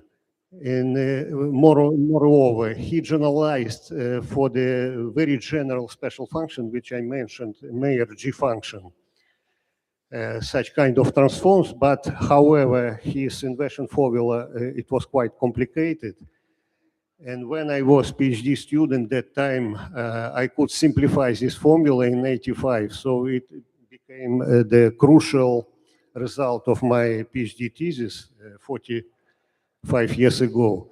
So in this, at that time, we developed this theory, and then it became classification of index transform of the Kontorovich-Lebedev type, because we proved that every kind of such transformation can be represented as a composition of two operators, and the exterior operator is the Kontorovich-Lebedev transforms, and interior operators, Mellin type transform. So now we can recognize practically every, if someone shows me a new integral transformation, we can even classify and respond what kind of transformation can be can belong such new operator. So this, we start with Whittaker because the product of Whittaker function is quite challenging problem. So what we are doing, we construct this product formula because as this will be a base to construct the convolution. So this is classical properties of the Whittaker function, relation with the McDonald function, Kontorovich, of course, transform. And then you can see integral representation of this function and differential equation. And now the product formula. This is a recent result of my PhD student in 2018, Ruben Souza. So he constructed with, in his PhD thesis, this kind of kernel, kind of formula. So it involves parabolic cylinder function. It's a really good departure point for the convolution theory. So it was unknown, and now we have really interesting also this integral representation. And you can see inside the integral the Gauss hypergeometric function, which is a kernel because it depends on the index I tau, pure imaginary. Of course, there is some real part of the Gauss parameter functions, parameter of the Gauss function. So this is quite important, and you can see for the composition structure of the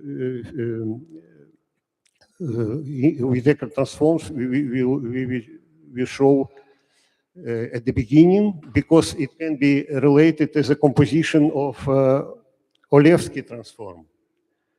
Because this is some expressions of product of Whittaker function in terms of Tricomi function, some collection of formulas.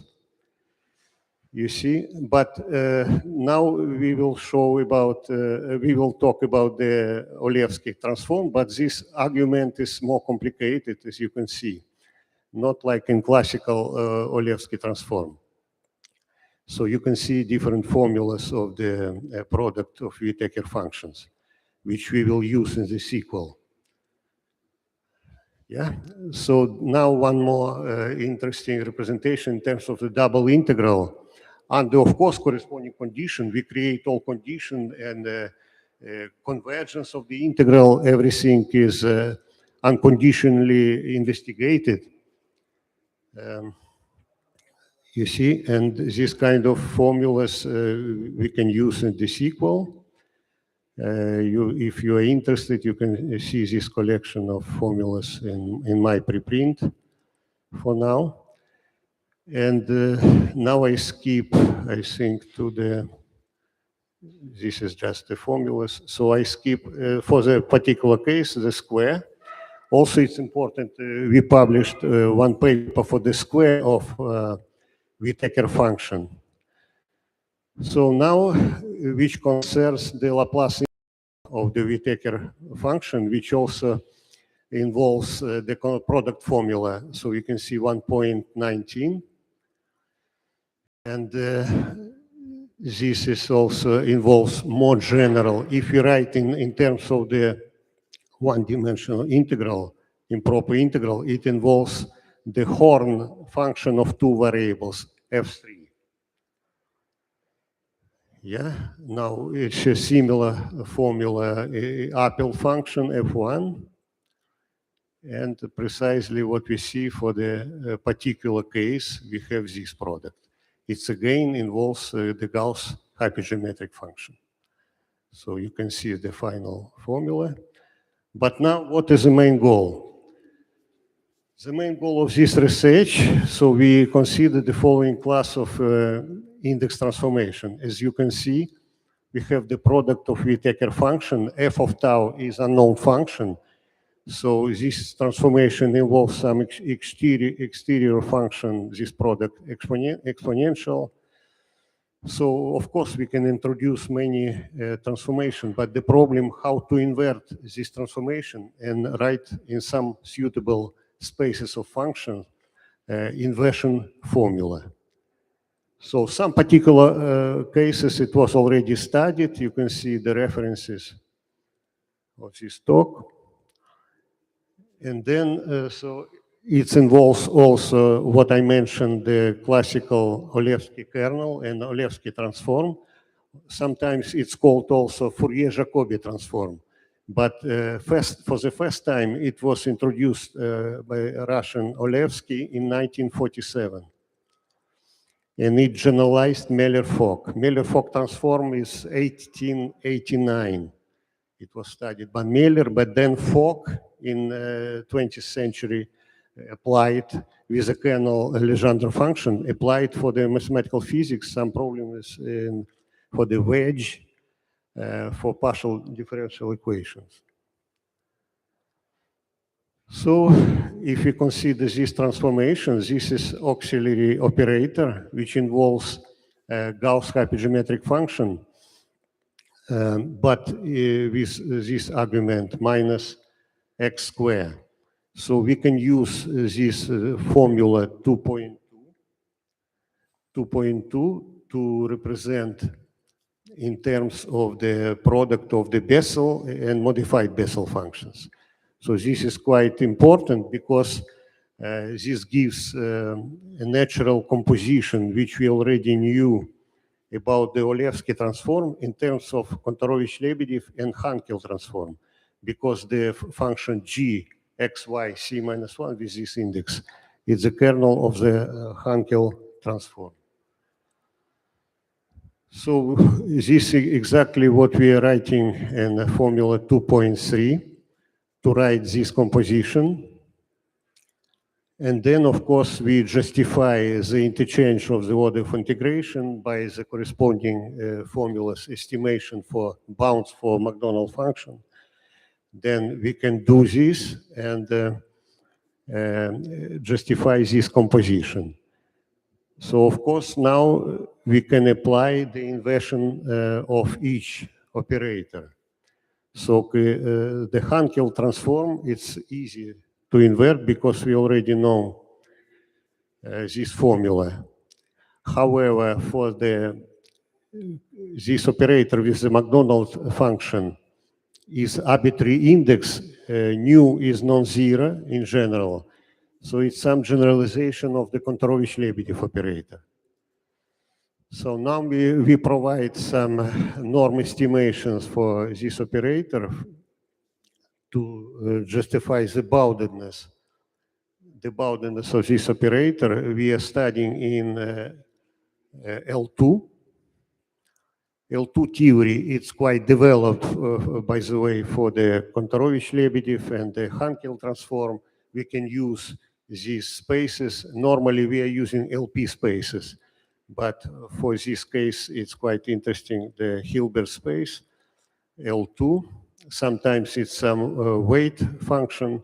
So we get this estimation. It's we have to use some generalized Minkowski inequality, some bounds for known bounds for special functions.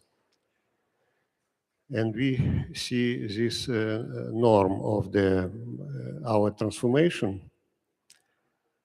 And then, of course, we use some integral representation, Fourier integrals for the Macdonald function and the Parseval equality, Fourier transform. Now we end up with Fourier transform, of course. We end up with such equalities. And the bound for the norm, L2 square of norm of our operator. So we have to return to that composition, as I told, invert the Hankel transform, coming out with these two formula 210. Yeah. And of course, the problem is now to make one more inversion, and this becomes quite difficult. We have to introduce some parameter epsilon because of the convergence. So this kernel behaves like some strong singularity and zero. If epsilon is zero, it becomes divergent integral. So we have to introduce this parameter and do some approximation when epsilon goes to zero, we will see in the sequel. But when epsilon is non-zero, we come out with these formulas. And then you see the limit passes to the limit. It gives the finite limit outside. Of course, we cannot put it inside. So then this gives such kind of equalities. And of course, we have to now treat the left-hand side. So we have this product, but when epsilon is positive, so we can use this formula. It is a known integral. So you see, it's calculated. And we can now do change the integration, then do this inequality majorate. So you can see some kind of estimates, and then we finally we have to pass to epsilon to zero. Then it helps because we have one gamma function in the denominator, and then you can see this kind of approximation quite delicate because we have to estimate, and you see we have some singular integrals, some kind of Cauchy kernel, so it's not straightforward to pass to the limit, but nevertheless we need this lemma. So this crucial lemma for L2, we have this limit almost for all x from a real axis, the following relation. Yeah. So of course it's based on the classical Cauchy kernel and this limit inequality which we are using in Fourier transform theory for analytic functions. So this we come up with the following theorem. So in f in L2 for some parameter nu a and c, and then generalized Olevsky transform, which I showed before. It's a bounded operator, and we have some estimation of the norm. Integral converges absolutely, nevertheless. And besides, if these intersection spaces, sometimes we do it for Fourier transform, then for all tau, f tau can be recovered by the inversion formula. So the crucial result for each new transformation, if we can invert and give an evidence of the inverse operator in some sense, but in this case, even absolute convergence of the integral, not only in L2. So this is indeed gives some theory, some results to introduce and transform really discovered, because we have inversion formula, we have composition property, we have sniping properties. So this is what we need to analyze exactly any transformation, not only introduce some operator and then to prove his boundedness. It's not enough for the integral transform theory. Some remark is given about the classical Olevsky transform. We can achieve this result directly by putting nu is equal to 0. Yeah. So of course we have to apply again the lemma. So this to play with such kind of integral. Then we need this lemma, of course, to prove the limit relation for intersection of two spaces. So we need two weighted spaces, L2 minus 1, 1, with this weight, yeah, because it's quite strong singularity in 0. So, but nevertheless, we have this limit result, lemma 2.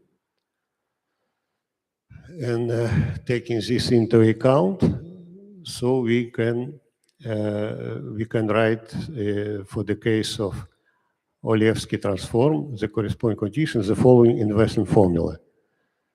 So it coincides with the classical inversion, making change of variables and the parity of the function, so we can get the classical results, known results about the Olevsky transform, which we studied some years ago and the classical Olevsky results, for instance. Now, the following transformation. This is indeed a new transformation with the product of Whittaker function. When we have different indexes, and the first indices and the second one also, two new and new, and this weight, this kernel with the product of also gamma function. So first of all, we use the bound. The bound involves the trichomy function of these parameters under the corresponding condition. So this is a known trichomy function. Also, we denote this constant, and analogously, we get this estimate. This estimate allows to establish the composition structure of the index transform in terms of the Laplace transform and generalized Olevsky transforms. So we two. So let X mod n Z parameter real parameter such that this condition holds. F belongs to L1 with a weight exponential over A, delta 0 pi over 2. Then this transform exists, even is continuous. It can as a composition of the Laplace and generalized Olevsky transform. So namely, we have this formula.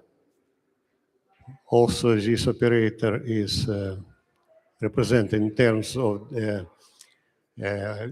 Gauss hypergeometric function. Moreover, it has the following asymptotic bounds. So we have when x near 0 and near infinity. We can get these estimations. So this theorem 1 for generalized Olevsky transform, the theorem 3. So if we have F from L2, nu is out of non-zero, real, and such that this inequality holds, then generalized Olevsky transform the bounded operator between two Hilbert spaces with this weight, and the norm inequality takes place. So what we have now, moreover, it has some conditions when, so integral convergence absolutely, and besides, if we have this, then we can get this inversion formula. So the problem is to come to the inversion. It's sometimes crucial problem and the main difficulty to get the inversion. Or we have to use the known compositions or known theory for the familiar transformations, or it will be very complicated. But we did this, and when remark it gives the known case of this Olevsky type transform with different argument, more complicated. Yeah.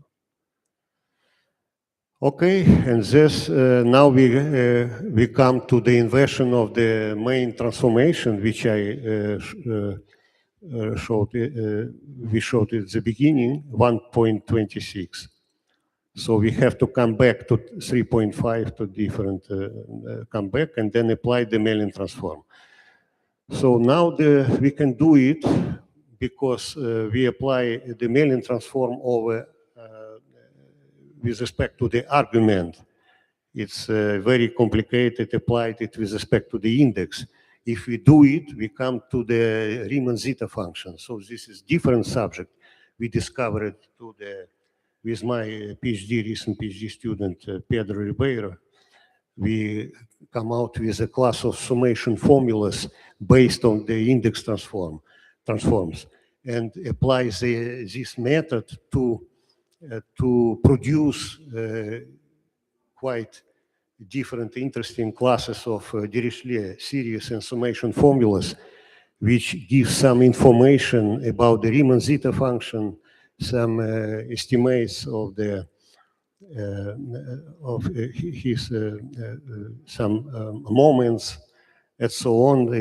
Moreover, the zero properties of the zeros of Dirichlet series and the generalized Riemann zeta functions.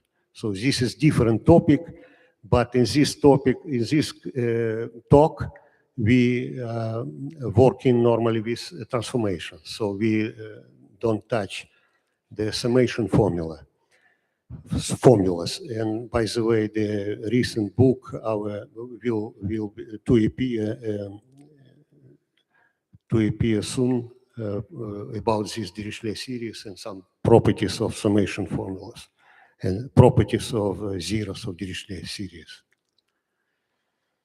So now we observe this also estimates. We do a lot with some integrals, and moreover, you see this Mellin-Barnes type integral.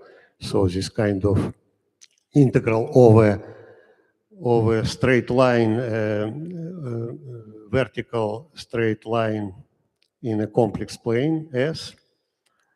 So this is important, and do the Parseval equality, because we cannot now treat it straightforward, because we have gamma function in the denominator. So it will be complicated. By the way, the inversion formula for the Laplace transform of real variable can be written also similarly in some kind of integral. We did it long ago. It's a known theory of the relation with Laplace-Mellin transform and composition structure. Now we can use Parseval equality for the Mellin transform, this equality. And then when gamma correspondingly in this interval, so we have the convergence of the left-hand side. And then we can split up on two integral and prove, justify this convergence. And then this also use inequality, which will give that the transform belongs to the intersection of these two Hilbert spaces. And then the Parseval equality permits to write inversion formula, because we apply now the theory of the Mellin transforms in L2. This is classical Titchmarsh book, Introduction to the Theory of Fourier Integrals. You can see the theory of the Mellin transform. And this inversion is applied. Convergence of the integral is, you see, in L2. And then we can see correspondingly the Mellin transform F star. It's a Mellin transform of parameter 1 minus S. So this correspondingly written in this form. And then we can see the Mellin-Barnes integral. We can write like this, yeah, because this is parameter S inside of the gamma functions only. And this is, you see, concrete integral. And then justify the interchange, and then end up with inversion formula in the form of the double Mellin-Barnes integral. So this, you see, we have integration with respect to omega and S. So this kind of integrals we studied in beginning of 90s. In our book, the theory of the double Mellin-Barnes integral convolution is studied in that time, and also some applications. And we did it with my co-author from Vietnam, Nguyen Thanh Hai. And also, so my part, it was the convolution theory, and his part, it was the double Mellin-Barnes integral in them convergence. So it's quite tough theory. It involves many cases of relative convergence, something quite complicated. But nevertheless, with these restrictions, we can simplify this kind of convergence when it is.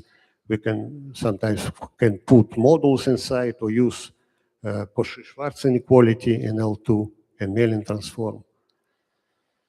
And you can see it also, we involve the fractional Riemann-Liouville integral. If you see the formula 4.14, so we have Riemann-Liouville classical fractional integral I minus. So this function on that integral is a composition of a transform, and exterior operator is a Riemann-Liouville fractional integral. So we well know, it is well known properties of these fractional integrals in Holder spaces, LP spaces, so we can use classical book. Fractional integration, some Ko-Kilbas-Marichev, so in 90s, we can use these properties. They studied very carefully the classical, indeed, all type of Riemann-Liouville fractional integral operators. And then you can see this kernel. This is already some concrete function, some integration over vertical double integral, but some exterior integral over S and omega, so double Mellin-Barnes integral. And this is indeed can be considered for the inversion of this index transformation. So the problem, the condition also, again, we have to study carefully the condition and the behavior of the integrand when omega goes to infinity. So we come with such kind of conditions and estimate the quotient of using simple poles of the gamma function to get this property, Stirling asymptotic formula. So all classical machineries to study this and to get this inversion in this form. It still we have some integration. It would be nice to avoid this integration over X, I think so we will see. Yeah, so interchanging then estimating this kernel, we get this bound, which produces this some under conditions, some Liouville fractional integral also we know, and the Laplace convolution because of this kernel, the difference kernel. It can be used Laplace convolution, which I mentioned, can be written in terms of the Mellin transform. So you see these equalities. Yeah, some calculus. Then we come to the 4.80. This,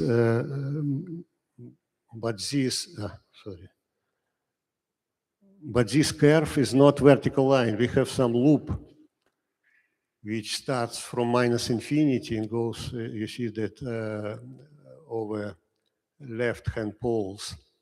Yeah, we cannot go to, we cannot open this loop to the vertical line because of the condition at infinity with Stirling asymptotic formula for the gamma function.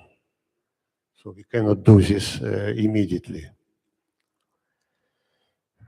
But then, nevertheless, we can overcome the, okay, they use the so-called Slater theorem, residue theorem, but for, especially for Mellin-Barnes integrals, the Slater studied all possible cases to calculate the integral of the product of the quotient of the product of the gamma functions. So depending on the left-hand poles or right-hand poles of the corresponding gamma functions. So we have this reciprocally writing the series. So now we can use also in terms of 2-3 functions. So it's quite tough calculation. We have to go and under corresponding condition. So we anyway we have this double series. Yeah. And you can see anyway inversion formula, but quite complicated kernel. which is written in this form because it's quite general case. So the theorem for this condition, so inversion is a formula for 22, holds integral converges absolutely. Some remark gives a very simple, quite simple result for the inversion formula when u equal 0. Yeah? For this kernel, nevertheless, it's still double series, but some particular cases do not satisfy conditions of theorem. For instance, for the product of Whittaker function, if we let this sum is 0. So it defines the following transformation,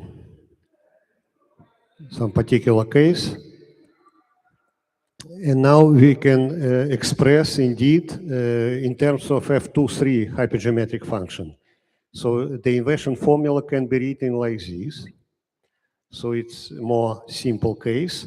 And in this case, we come with a hypergeometric function in terms of hypergeometric functions of one variable. Also, Whittaker function MABZ could be involved in this case. Yeah, so we can use some intrice. We are extensively using the 5-volume books, Integrals in Series of Marichev, Prudnikov et al. We are extensively using these. They are quite useful who is working with special functions, integration, hypergeometric transformations, etc. We sometimes quite well can apply these formulas. And in this case, for instance, we get this inversion formula. So it involves of the product of Whittaker functions M. It's also Whittaker functions satisfy the same differential equation. You can see many items about these functions.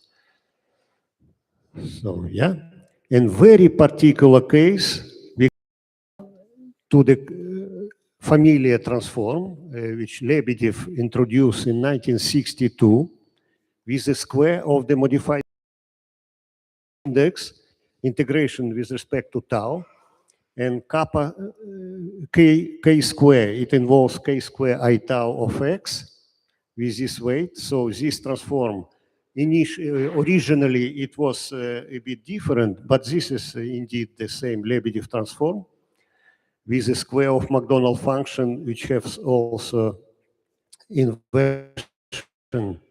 We can invert, so we can use this kind of playing with this relation with the combination of hypergeometric functions and using formulas for that volume. So this expression in terms of modified Bessel functions we can see. Yeah, so it involves the modified Bessel functions I tau minus 1, the product of the first kind modified Bessel functions. And correspondingly, we have this equality. So we have, you see,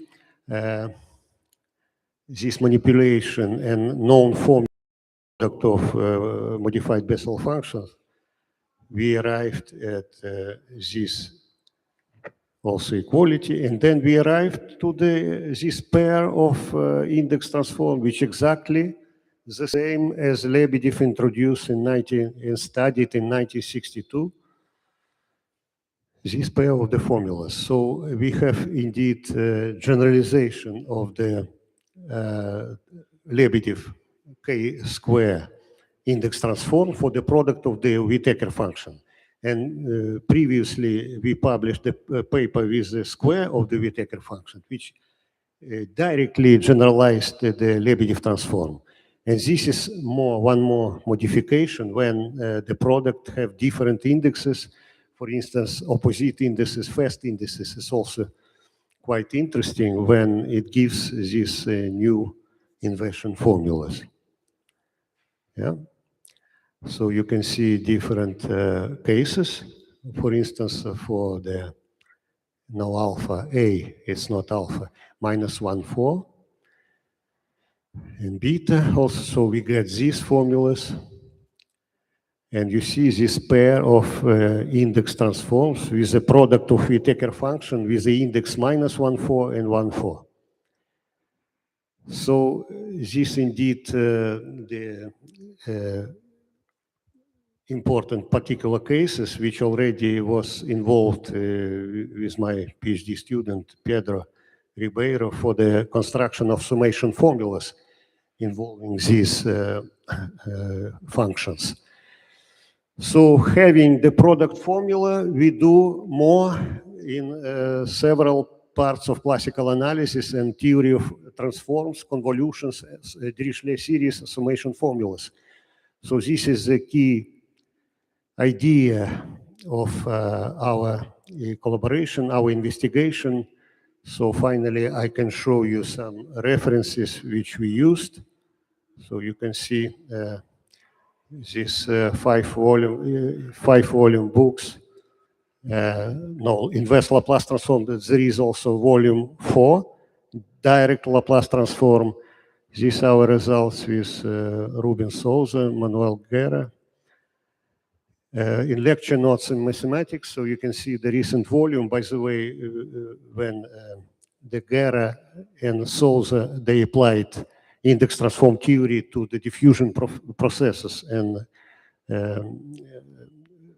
some probability theory and stochastic processes. Then what is our books of 90s, when we started a WIMP index class of transform, especially WIMP thinking how to classify these, but he didn't know at that time the composition structure, which we discovered in 80s. So structure, and it was easy to index transforms. So there are some results of my papers, and the book was published in 96. Index transforms, so it's quite now used. For some researchers, he's applying index transformation more and more. In that time, it was something curious and new, even without application at that time. Sometimes I have to respond some questions how to apply this theory. No one could tell anything comparing with the Mellin time transform. But nowadays we have some maybe really fruitful collaboration and good application with my young researchers, which we succeeded with this investigation and these results. Thank you for your attention. Thank you, Professor Jakubovic. Are there any comments? Question, curiosity? No question? No curiosity? Okay. Oh, sorry. Sorry. Well, now there is a coffee break next door, and at 12 there will be 2 parallel sessions. This is Cagliari session, the chairwoman Elena Berdiceva, and the algebraic analytics session will be next door in Salone dei Marmi with the first speaker, Professor Dario Spirito. Is it true? Okay. And maybe Paco will say something. Yeah. Also.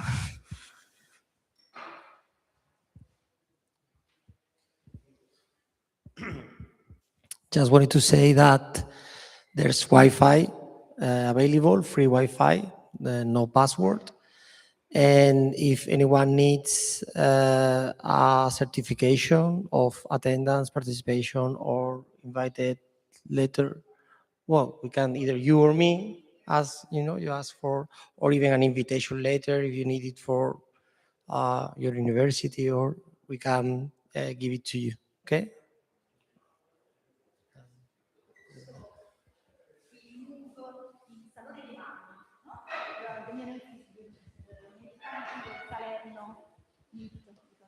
Dos cosas. Sí. Yo te he enviado los slides. ¿Te han llegado? Sí, sí, sí.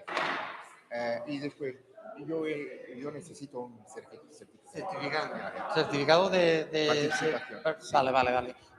¿Invitation letter también o no hace falta? No, eso no hace falta. Certificate. O programa a versão final é que está no site. La versión final del programa. Lo hemos cambiado, ¿te acuerdas? Espera, voy a mirar un segundo.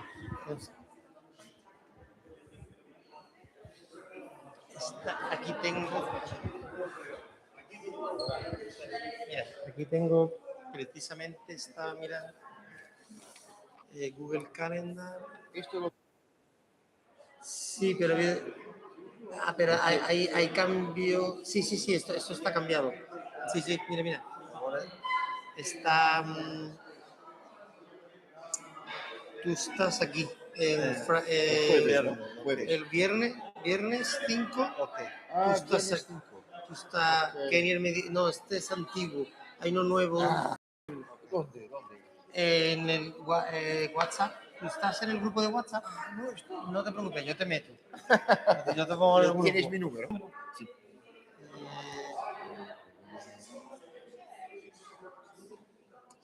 Aquí. Vale, más 34. Gracias. 34. 34, España, sí. 627 833 56. Ahí tiene en WhatsApp está el enlace para Google Calendar y está el enlace para los la apps. información que me faltaba. Sí, le dije a aquello que metiera a todos, pero a lo mejor no ha podido.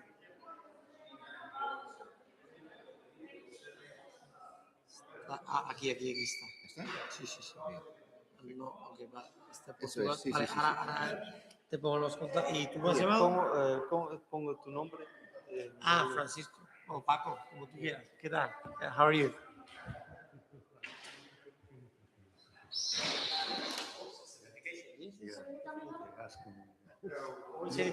Yes, of course. Yes, certificate for you. Yeah. The problem is the Audazia point is not working. Yeah, what? working, but not to the. You cannot. No, but is that working? No. I mean, Oh, last. But I'm sure it works. It works once the presentation is on. this is, for example, Laser. football, but this is not. Oh.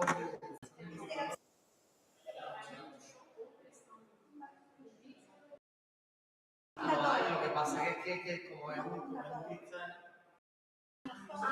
bastón. Vale. No, lo busco, ¿vale? Es que yo no sabía que iba a ser, el proyector iba a ser un televisor, ¿vale? Entonces,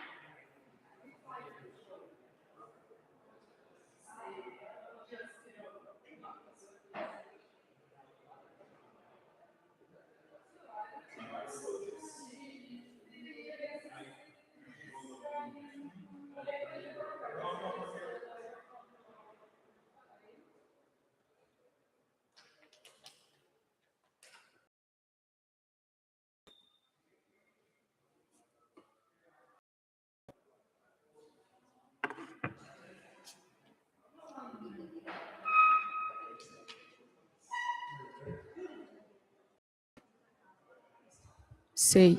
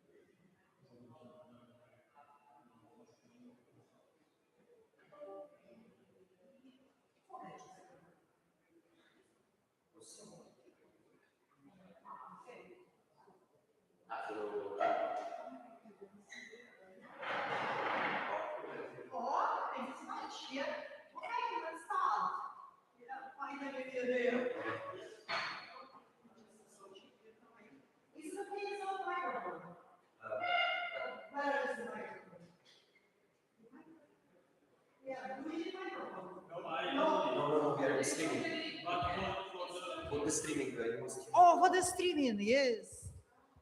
Okay.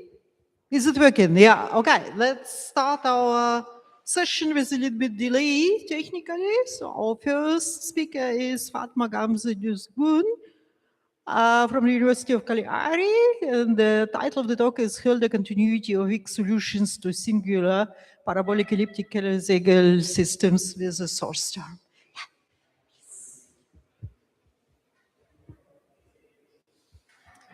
First of all, I would like to thank all organizers for this beautiful conference. Today, I want to talk one of my recent research on regularity results to weak solutions of singular parabolic elliptic Keller-Segel systems. In this work, we made use the method of De Giorgi Di Benedetto. Actually, generally for regularity results or Hölder continuity, I have been working already in this method, considering some nonlinear parabolic or elliptic equations and sometimes also non-local equations. But this time, thanks to my colleagues from the University of Cagliari, I got this opportunity to explore how this method can be applied on such chemotaxis systems. So this is a joint work with Professor Marras and Vernier Piro. So let's save it. Okay, so I will start with a small introduction to singular chemotaxis systems, and then I give our main result as the Hölder continuity of weak solutions, and then I present the method of De Giorgi Di Benedetto, and then I give some open problems related to our study. So this is the problem that we investigated. As you see, this is a parabolic elliptic chemotaxis model. Here in the first equation, we have a diffusion term, which is medium type. And we consider this exponent m between 0 and 1, so it turns into fast diffusion case.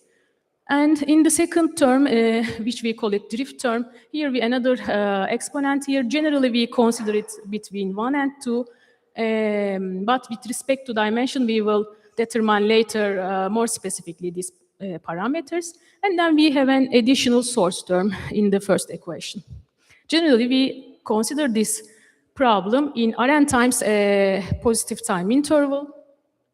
And we have also an initial function coming from this intersection space, so it is integrable and also essentially bounded. So what problem? So what are these functions and terms tell us? Here you represent cell density. And V represents chemical concentration. We can call it also chemoattractant. Interaction mechanism between these two functions. I can give you two examples. For example, we can consider a bacteria population in a glucose environment, migrate where the food is. Second, we can consider in any living organism as healing process. For example, if we hurt some part of our body, here the damage chemical signals, and thanks to this chemical compound, other cells coming from the immune system want to arrive this injured area in order to start healing process. So all such kind of process can be modeled by such kind of chemotaxis models. Here this term represents cell flux induced by chemotaxis. If we take divergence, it turns into directed movement of cells toward higher chemical concentrations. And this additional term, source term, represent us all other possible external sources, external effects like can be cell birth, cell death, or any other external sources which can cause increase or decrease of cell population. And it is written in depending on the cell density and its gradient. So we are interested in the Hölder continuity of solutions. What does it mean biologically and also a bit mathematically? Actually, if we have a Hölder regularity for the solutions for such models, then it means there will be a balance between two competing mechanisms. So thanks to Hölder continuity, neither diffusion nor chemotactic drift becomes dominant. Actually, it biologically guarantees that cell motion remains continuous, coordinated, and balanced, so we will not have an uncontrolled concentration mass because it prevents finite time blow-up solution when we have Hölder continuity. Let's see a bit more general models. More general, it means it is written in parabolic case of our chemotaxis system. For example, Kim and Lee showed Hölder regularity and also uniqueness theorem for the weak solutions. When they consider this problem, it is degenerate, so in degenerate case, but without source term. So they consider this problem when B is equal to 0. And we see that Marras, Raneda, Bernier, Pirot, and Vespri considered such problems still parabolic case and degenerate case, but with source term, so B is different from 0. They obtained Hölder regularity results, again, for such problem, as well as they mentioned also similar results for parabolic elliptic case. And then they continued with this problem, still parabolic, but this time singular case, but without source term. They also obtained these important Hölder regularity results. So as a different from the previous ones, we obtained this time parabolic elliptic type and in fast diffusion case, and we have a source term. So we show that locally bounded weak solutions are Hölder continuous by using De Giorgi Di Benedetto approach. Actually, more specifically, we assume these parameters with these intervals because if n is equal to 1 and 2, automatically m is between 0 and 1. But when n is greater than or equal to 3, m will have such interval, and q will also remain in this interval depending on these parameters m and n. And here are our spaces which are related to our problem. U is coming from C0t, L m plus 1, and V is coming from L infinity 0t W12 space. And specifically, we consider our source term by this definition with a positive parameter beta. So if we have a pair of non-negative functions u and v, Rn times 0t, they will be weak solutions to our problem for every compact set and for every restricted time interval. We have these two equations coming from our problem. For every test function coming from this intersection space, we have no doubt about the existence of solutions since Sugiyama and Yahagi already showed the existence of solutions under our assumptions. So we are interested in only the Hölder continuity for the solutions. So this is the main result of Hölder continuity. Let U be locally bounded weak solution. Then we say that it is Hölder continuous if there exists some constant like gamma greater than 1 and some exponent alpha 0 there between 0 and 1. And for every compact set, kappa, and for every pair of planes, we have this inequality. This means the values of such two, the function of u in two different pair of points can be controlled by this spatial distance and time difference. So it is going to be Hölder continuous in both space and time. This is our approach that we might use, De Giorgi Di Benedetto. Actually, two main tools we can consider in this method. One is creating an intrinsic geometry related to our problem. And then the second tool is the observing oscillation of the function u in such geometry.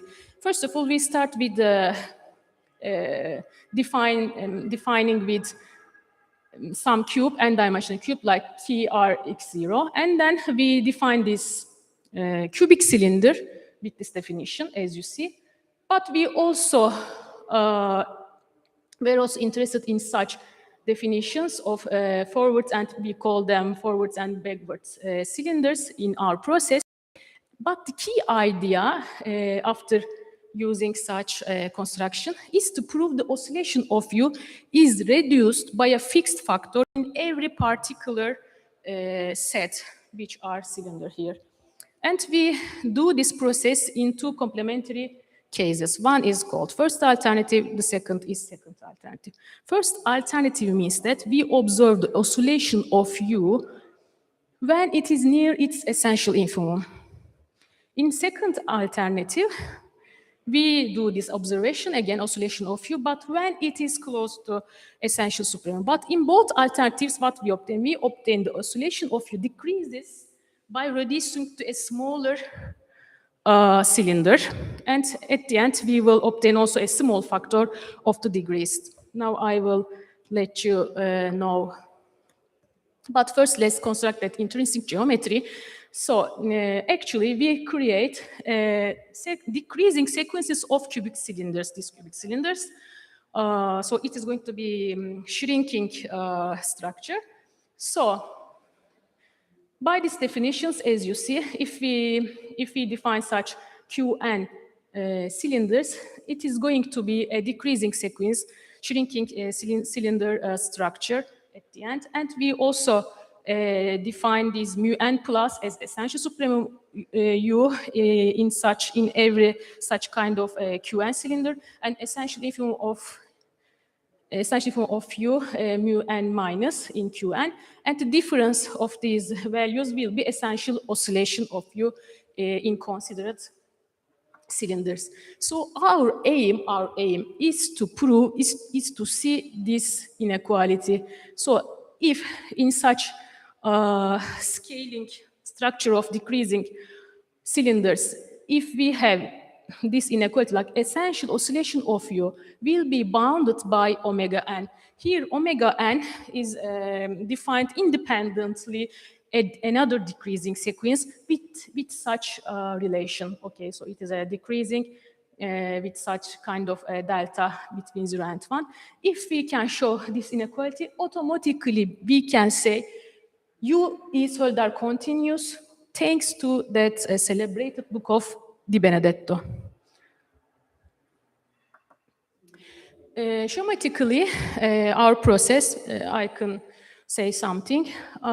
Actually, we start with the proving energy estimates in both cases. When U is less than for some level, positive level of K, when U is greater than for some level of K, actually, like functions, maybe you already remember U minus K with plus and minus. Instead of evaluating such functions, we did this process separately. So this time represent first alternative and the second one represent the second alternative. Thanks to these energy estimates, we proved the George type lemmas. And then additionally, in that process, in the second alternative, since we have a logarithmic scale, we needed to prove also such estimate control mechanism. So we call it a logarithmic lemma or a logarithmic estimate. And then we arrive, in both cases, Hölder continuity. But of course, there are some other important auxiliary lemmas like De Giorgi's theoretical lemma, fast geometric lemma, and elliptic embedding lemmas. So elliptic and embedding inequalities play also a very important role in our process to arrive Hölder continuity. So briefly, I can show you our local energy estimate when U is less than for the portion of U which below this positive level of K with its gradient, just controlled by some terms of cutoff function and the measure of such set AKR where U is less than K. So actually such a mechanism forms the basis of De Giorgi type iteration. Similarly, but not very similarly, when U is greater than such level K, this time the portion of U which remains above of this positive level K when with its gradient, it is still bounded by the terms of cutoff functions and the measure of such set where U is greater than K. And then we arrive at the Georgi type lemma. First, we assume these essential supremum U, essential infimum of U and oscillation in such a considered most outer cubic cylinder Q2R.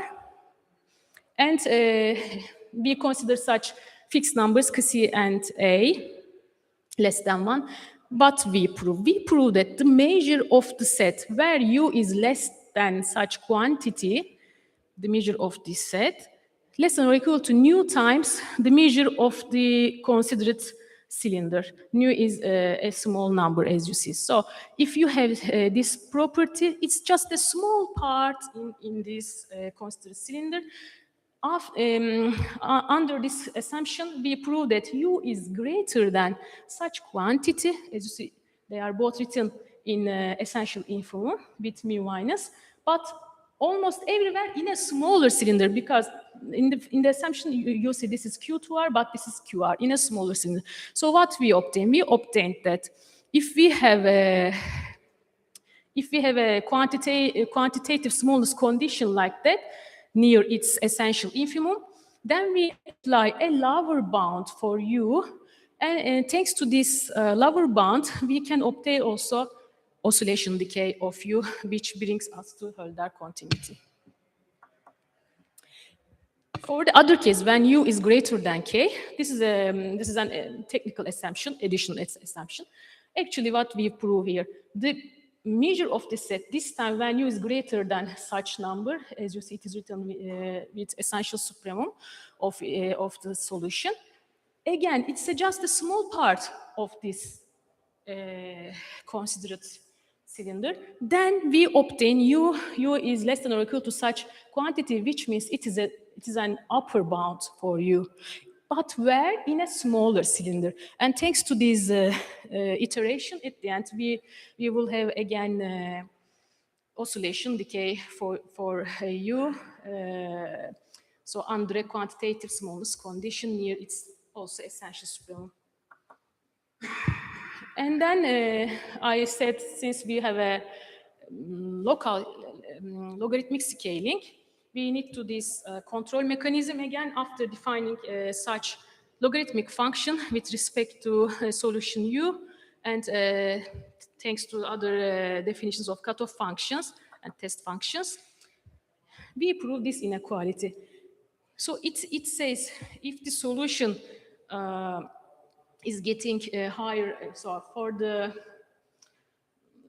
big values of the solution U, because we are in U is greater than K, for higher level of K, still its growth, the growth of U, can be controlled by the quantities of logarithmic terms. So we have still this control mechanism thanks to this lemma. And then we arrive last process to show Holder continuity in first alternative. By using the George type lemma with some special assumptions of our parameters, we prove first the measure of this set value is less than such quantity in such cylinder like QRN over 2. Then we prove U is greater than or equal to such number, so it looks like a lower bound for U almost everywhere in a smaller cylinder with respect to the previous one. So in this cylinder, essential oscillation of U after doing some basic algebraic calculations, we obtain that, so it is bounded by such number less than 1 times omega n. So in such scaling, shrinking cylinders, and thanks to also induction argument, we obtain for any Qn or Qn plus 1 cylinder, essential oscillation U will be bounded by this number like our aim, delta times omega, and delta is less. This is also okay thanks to our reconstruction of cylinders, so this inclusion. So in first alternative, we arrive and in second alternative, if the first alternative does not valid, but again, thanks to our de Giorgi type lemma and logarithmic estimate, generally, this time, now we are close to essential supremum of U. The measure of this set when U is greater than this quantity is just a small part of this cylinder. Then we obtain such upper bound for U in a smaller cylinder. Again, after some steps, we obtain also in this time, in second alternative, that essential oscillation of U in such Qn plus 1 cylinder is bounded by some delta star times omega, and omega n is always, you remember, decreasing sequence. And delta star is obtained with this number specifically. So as a conclusion, in both alternatives, we observed that the oscillation of U decreases geometrically when we go in smaller cylinder every time. So it implies that U is Holder continuous. Automatically also V is Holder continuous, coming from the relation of the second equation of our problem. So you can also see by this diagram like oscillation of U in Qn every time is less than or equal to delta to the power n oscillation of the previous cylinder or the first cylinder. Just we can also show with this picture, I say. As some open problems, we can also consider this interval, actually the critical and subcritical values for M. M was the exponent in the diffusion term in porous medium type. But we believe that maybe it requires some new techniques, so it can be a little bit delicate, but it can be a nice question also. Thank you.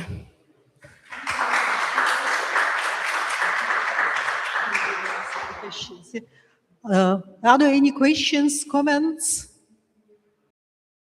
Or maybe I have a short question for your future work. Do you expect also have Holder continuity, or do you expect that eventually we'll discover cases where it doesn't work? In some another geometrical... Yeah.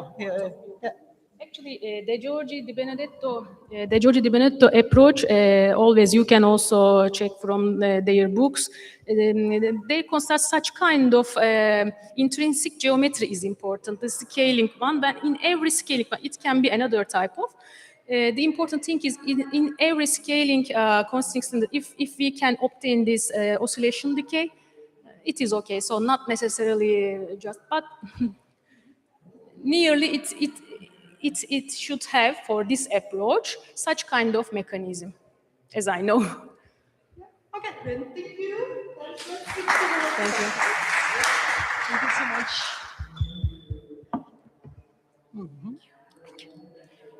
Yeah. Let's switch to the next step, please.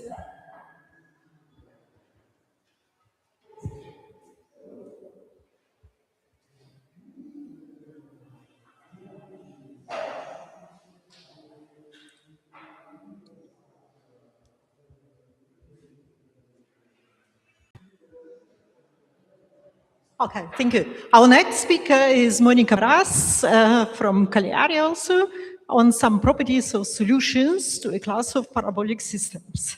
Please. Okay. Good morning, everyone.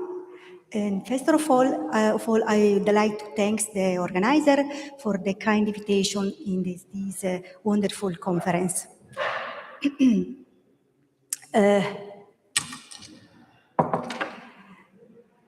In this talk, I'll speak about the behavioring time of solution to a class of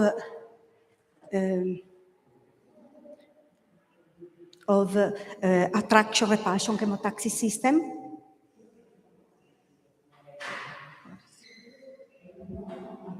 Here the outline. We start with a little overview of classical chemotaxis model, which was introduced by Keller and Siegel. And this is a very foundational baseline for us. And then I speak about some different version and variant of this Keller-Siegel system, and I focus the attention in attraction repulsion mechanism, and I go on with the main results of this the study of this system, which is this talk is based in recent research, joint research with Professor Stella Vernier-Piro from University of Cagliari and Professor Tomomi Yokota from University of Tokyo during his visit in Cagliari. And I show a sketch of the proof, and I show some technical tool and strategy to, for instance, to prove the finite time blow up in L-infinity norm. And in LP norm, it's very interesting also the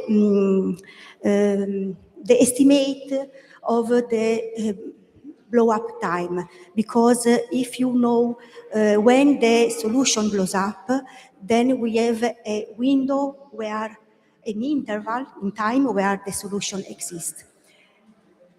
So we start with a bit of background. In 1970, Evelyn Keller and Lee Siegel introduced the very first mathematical model to describe chemotaxis. Chemotaxis is a movement of cell population or an organism in response to a chemical signal. This model consists in two parabolic equations where U of x and t is the cell density at the position x at time t, V is the chemical concentration. In the first equation, we have the competition between the diffusion term and the drift term. And this can lead to a possible blow-up phenomenon, but also in many situations, also the global existence or the boundedness of the solution. In the second equation, we have the evolution of the chemical signal. Key is the chemotactic sensitivity. When K is greater than 0, we have the phenomenon of chemoattraction. So the cells move toward the chemical signal. But if K is less than 0, we have the chemorepulsion. Tau is a constant, it can be 0 or 1.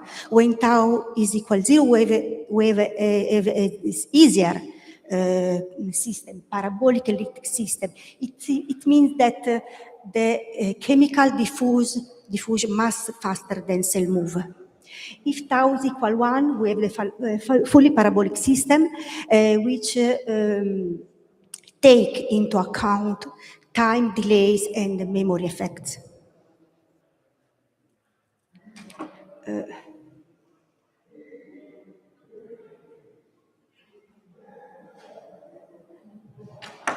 In the first equation, we have the competition between diffusion term and the drift term. This interplay heavily depends on the spatial domain, the dimension of the spatial domain. If n is equal to 1, Ozaki and Yagi prove that for any initial mass, capital M is the integral of U0 is the initial data, the solution is global in time and boundedness for any initial mass. But if n is equal to, if the mass m is less than this constant, which depends on the chemotactic sensitivity, then the solution exists global in time and decay. While if m is greater than this constant, we have the finite time blow up. The system omega is a bounded domain in Rn in general. T is greater than 0, and the boundary conditions are of Neumann type, so that the system is isolated.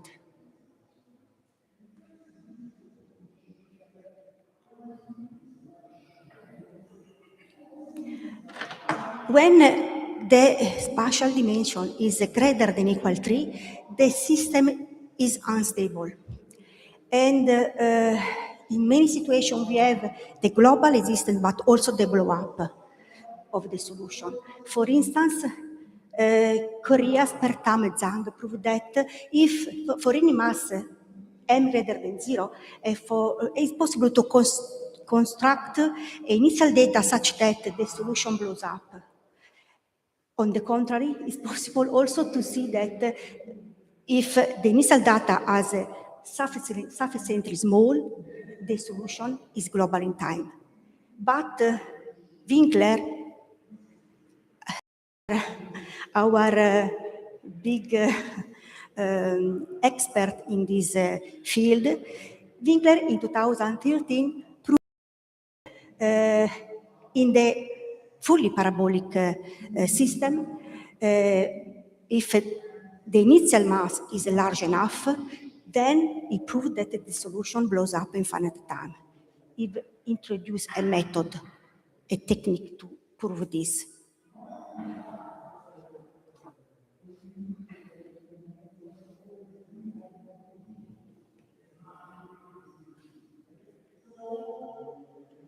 Non funziona? No. In real application, in real biological application and physical application, the speed of the solution is not infinity. So the linear diffusion is not very good for the real application.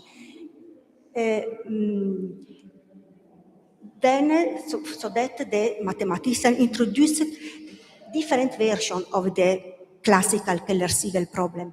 For instance, instead of the linear diffusion, they introduced a function of u D of U, instead of the chemotactic sensitivity is not constant, but it depends on U.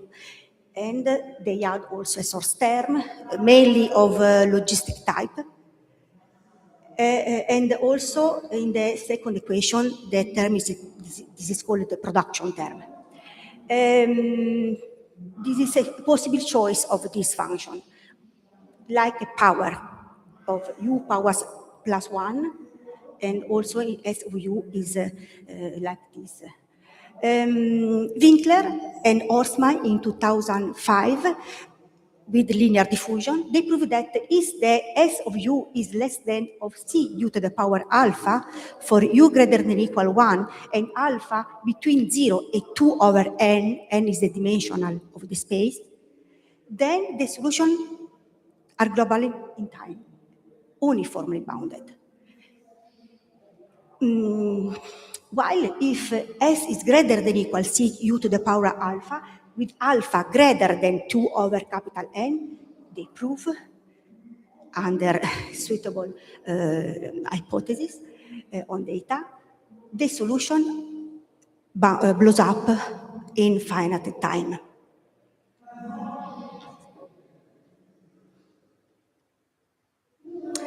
Another interesting, very interesting version of variance of model is the following system of three equations. We don't have only two spaces with interact with the, but not one but two spaces. This system, attraction-repulsion system, because in the first equation we have the chemoattraction and also a chemotaxis repulsion. This model was introduced by Luca, Chavez, Ross, Edelstein, and Mogilmer to describe the formation of the senile plaque in Alzheimer's disease. But in 2013, Tao and Wang study and they investigate on the behavior in time of the solution of this model. U of X and T represented the in our brain. U and V are the chemical signal.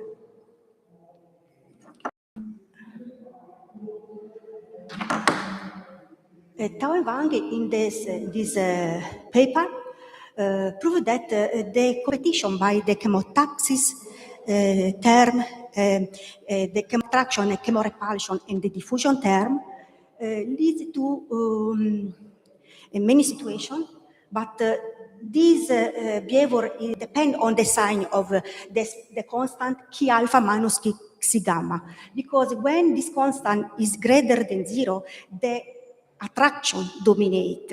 When this constant is equal to 0, the attraction balances the repulsion. And when chi alpha minus chi gamma is less than 0, is the repulsion which dominate. This is the meaning. And they consider the system with tau equal 0, but also tau equal 1. But for simplicity, we can focus our attention in the case when tau is equal 0, so parabolic elliptic case, and when the degradation rate of V and W is identical, beta is equal delta. In this regime, they prove that N is greater than or equal 1, and the attraction dominate, then there is a stationary solution. While when repulsion dominate or repulsion balance the attraction, so there is a unique constant stationary solution. With the dimension equal to and under positive initial data, If the repulsion dominate or balance, they prove that there exists a unique non-negative classical solution which converts to a constant. And finally, if n is equal to, and in the case of the attraction dominates, and if the initial mass is greater than of this constant, which depends on the chemotactic key and chemorepulsion C, this constant. If you remember, in the classical Keller-Siegel system, there is a similar constant, but only K is present because Xi doesn't appear in the classical Keller-Siegel system. It's similar, this condition. Then they prove that the solution blows up in finite time. We observe that if, in the case of repulsion balance attraction, if this is equal to 0, we can consider this change variable, this combination with W and U. And with this change of variable, a Keller-Siegel system of two equations under normal boundary condition, and we prove that, they prove that the solution is equal to 0.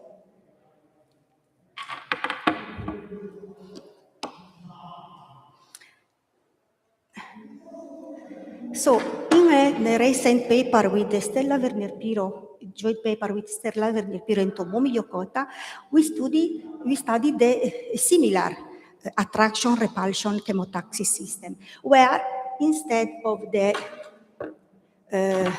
linear diffusion, we have a flux limited diffusion. This is the term, and so that the solution cannot, the speed solution is not infinite, but is finite. It depends on this term. Also, we consider also a source term of logistic type, and the system is parabolic elliptic under Neumann boundary condition, no flux boundary condition, and radial symmetric positive initial data.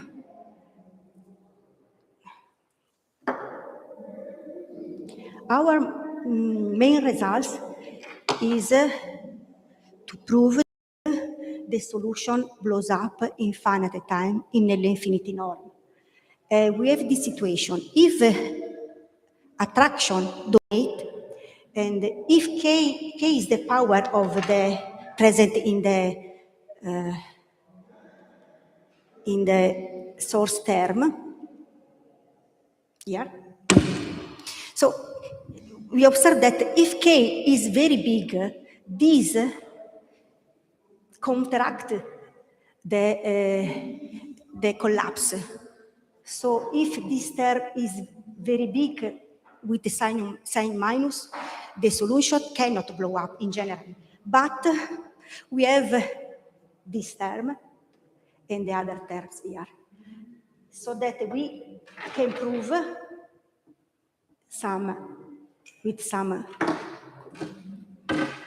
if K is between, for instance, if K is between 1 and 2, and mi greater than 0 is a coefficient in the source term, or if K is equal to, is very big, K is equal to, but mi is small enough. Mi is between 0, and this constant, which depends on this constant, this is greater than 0, but also with the spatial dimension. We prove that the solution blows up in finite time Tmax, in the sense that the norm of U in L infinity approach to infinity when T approach to Tmax. Another interesting result is that if the solution blows up in L infinity norm, we obtain that for all P greater than N, capital N, the solution blows up also in LP norm.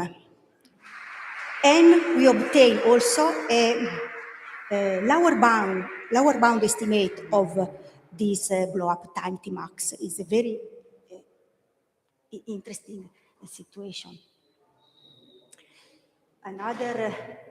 Another result is also the global existence and boundedness of the solution. And we obtain that when for n greater than equal 2, when the repulsion dominate, and for any key greater than equal 1 or mi greater than 0,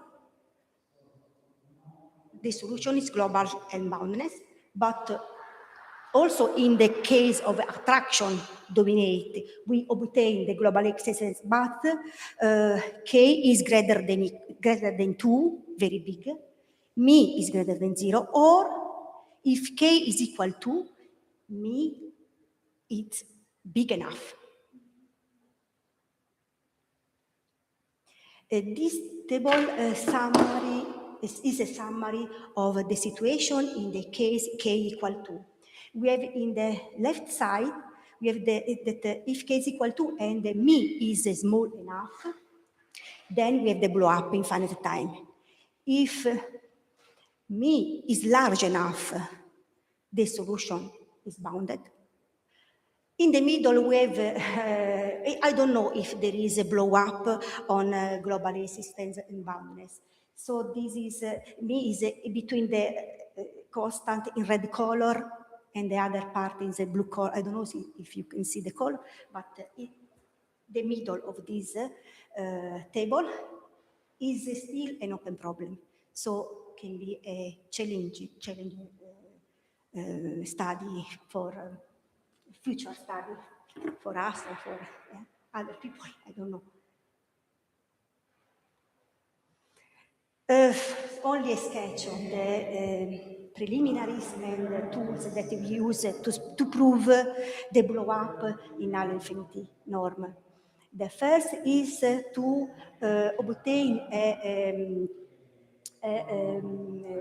bound of the total mass, because we have a source term, and if the source term is equal 0, there is the conservation of the mass.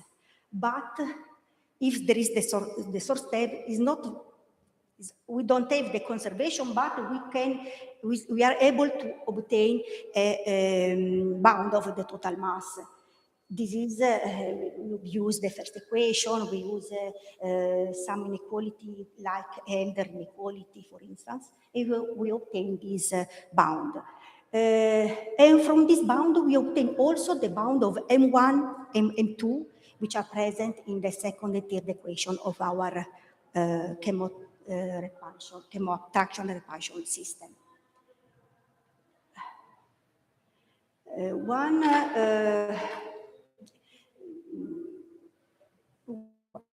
One interesting situation is to prove that the solution U preserve the monotonicity in the spatial.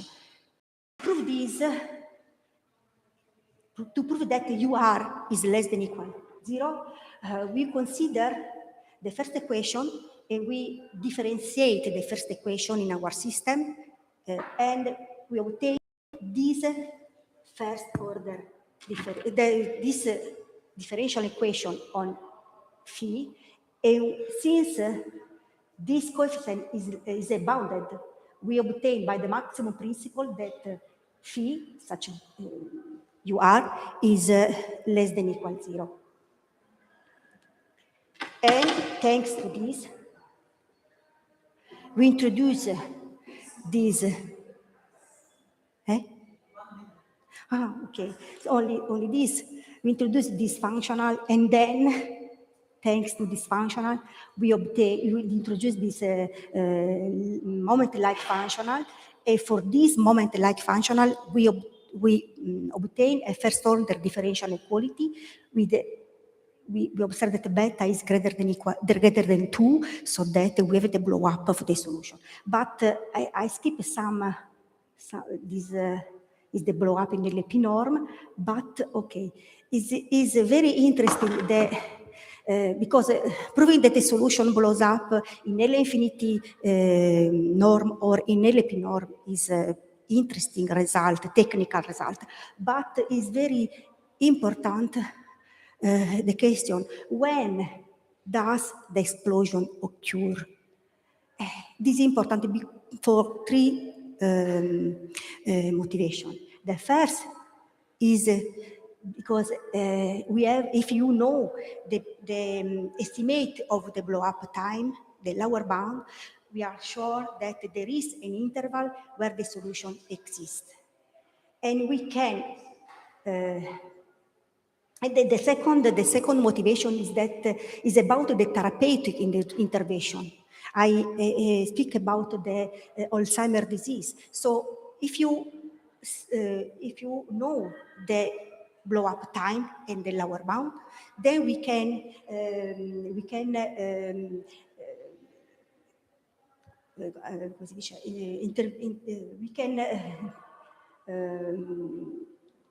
stop the aggregation of the microglia cells. It's very important for this. Okay, so thanks for your time and attention. Do we have any urgent questions or comments? Yeah, thank you very much for your talk. Then we switch to the next talk. Okay.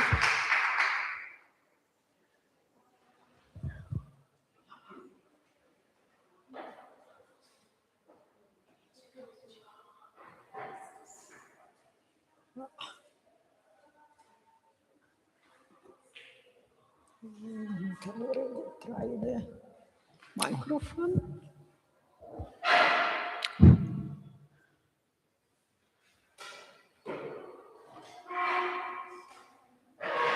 Okay, ready? Yeah, then let's start with our last talk for this session. The next speaker is Rafael Diaz-Fuentes, also from Cagliari, so team from Cagliari today. Global boundness and asymptotic behavior in a couple reaction cross-diffusion system. Please. Thank you so much for the presentation. And thank you also to the organizers for inviting not only me, but us from Cagliari, the group of Cagliari that is speaking today and tomorrow. So we are sharing our chemotaxis experience in this beautiful context. Second edition of this Congress. So thank you, Kenier, in this time, but all the organizers here for let us participate. So this is a joint work with some colleagues from India. It's my second experience with them. If they are watching right now on YouTube this video, so thanks also to them for this collaboration. Let me take profit of this streaming in this moment. So, okay. So just to provide you a map of what we are doing right now, we are first introducing this model. I hope it's interesting to you. And then we are splitting in two parts. First part is the global system of the solution of the system of PDE that I will show you. And the second is the global asymptotic stability. That means the long-time behavior of the solution. And then some conclusions. So please keep that in mind so you don't get lost in the road. As my colleague said before, we are starting from chemotaxis. That is, we are talking about cells that are moving towards a gradient of some chemical signal present in the domain. There are many contexts in biomathematics where this occurs, not only cells, but also in the society. There are a lot of models using this kind of movement of something driven by something else that is emitting a signal. So the first mathematical method proposal was this one by Keller and Siegel, but the model started just 1 century before that. In this case, Monica already provides some results about blow-up and global solutions on bounds, and she also talked about a particular contribution. But we are moving from this chemotaxis model to something that is called alarm taxis mechanism. Alarm taxis is something tricky that also occurs in ecology. That is, when we have a prey and a predator, sometimes the prey emits a signal to kind of attract a second predator that kills the predator, the original predator. In that case, the prey kind of escape from the original predator. So in this case, the gradient is not only on the signal of something, but also combining, I think that I don't have the pointer. So not only we have one gradient, but we have also two functions involved in that gradient. But we can see here, we have two gradients attracting the secondary predator. So the complexity of this model then changed a lot because the nonlinearity is even more difficult to handle in the testing procedure and all the inequalities involved. So we can apply kind of the same methods of Keller-Siegel, but with some modification. That was the challenge in this case. As I told you before, we are kind of following this burglar alarm. There is kind of the burglar trying to attack something and something then attacking that one, calling. So we can apply also this inside in society and many other contexts. So it's interesting in the future, we can find another application not only in biological mathematics, that could be interesting. So in this case, we, as I told before, we have 4 functions as unknowns. We have a prey, we have a primary predator, a secondary predator, and then we have a signal. So we have 4 equations. 4 equations for PDEs, fully parabolic, because they are changing on time. So the first 3 are the secondary predator, first predator, and prey. The 4th one is the signal emitted by the prey and also by the primary predator. And if you notice, there are also some logistic involved, some source term involved, because also every unit of this one are they born, they die, and then they interact among them. So we have in this case, if you pay attention to the source term, we have kind of the population that we are talking about, U, V, W. We have then the classical logistic term, that is U minus U squared in the first case, and then the interaction with something, interaction with the prey, interaction with the first predator, with the second predator. So this kind of model, the interaction in the ecological system. So our challenge is then see how this cross diffusion that Monica already showed that can lead to blow up, then how this kind of logistic terms can control this blow up and can beneficiate the global system of solutions. Just recall that you don't see the signal directly, but just follow the first predator.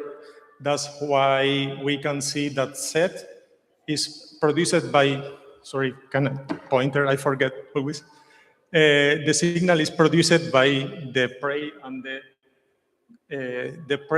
the first predator, the secondary predator. So let us start talking about mathematics. Our main result is then that we have a global bounded solution with the only requirement that the logistic term for these 2 equations are large enough. Need some restriction in the first one, but just in the second one. That was surprising for us as a result, contouring the terms.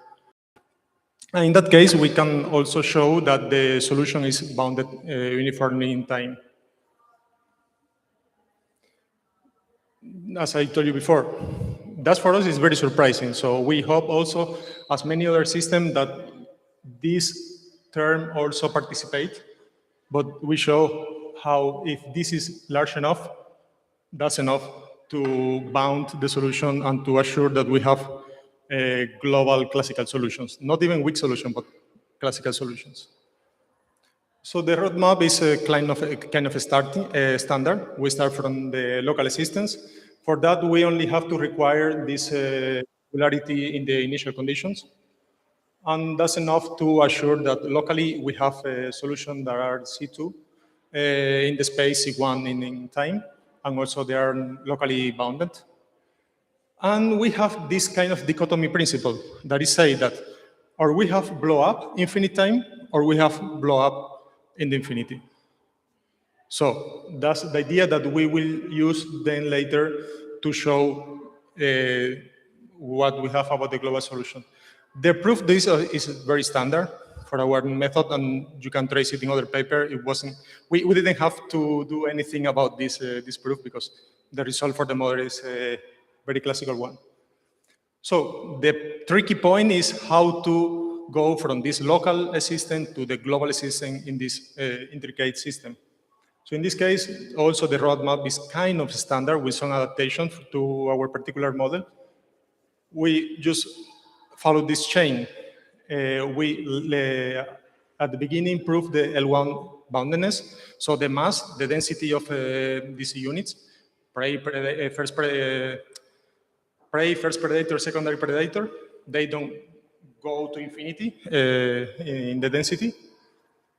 Then you use that to test the V equation and also the W equation, I mean the predator's equation, to show that also they are bounded in LP norm for some P greater than N.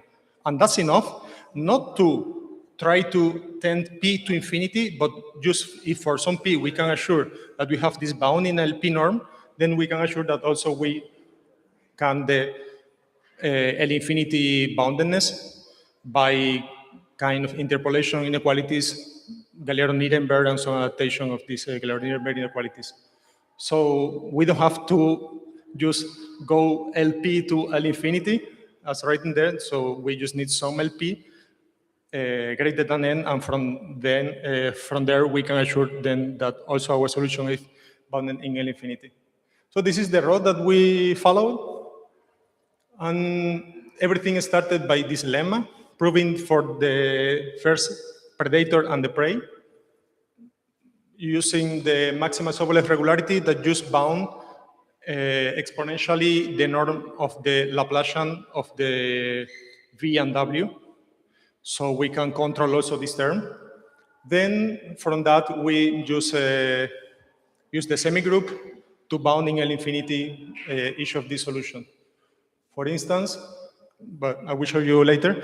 So once we have the solution is bounded in L infinity, then we follow the dichotomy principle. So if Tmax, I mean the time where the solution blows up, is finite, then the solution cannot go to infinity because we prove that is bounded. So by absurd, then we have that the solution has to be global. And from then also we prove that the solution is bounded, not only global, but bounded. So I meant before the use of the maximum Sobolev regularity just to bound this term. So where I don't want to show you the whole procedure because it's tedious, but just during the testing procedure, I arrived to some expression of this time, so I can control this term by Young inequalities. This one, then by Galeano-Nirenberg, I can get some terms on gradient in view that then goes to V up to P1. And this is the bad term. And this bad term is the one that I want to control by the maximum Sobolev regularity controlling this term here. So that I can go from here to this term that I can control then later with these two terms. And I have also some dependence on the initial data based on T0, the signal. So in that way, I can control all the terms there, and I can show that V is bounded in LP. The same way for W. On the other hand, I can go backward. On the other, no, I'm going forward or backward? Okay. Just to show what I meant about the heat semigroup is that once that I have this expression for the U, for instance, I can take the L infinity norm and then bound this term here using the properties of the Neumann heat semigroup in this case, because I have a Neumann boundary condition, to get the estimation on the solutions. So in this case, I can read off, once I have proven the bound in LP norm, then I get the bounded in L infinity. So in that way, I can arrive from local system to global system. So the road is that. There are more than 15 pages in the paper, but this is kind of the easiest way in the map to go. So once I prove the global systems, the question is, what happened in the long-time behavior? So the population keep moving or they get stable at some point?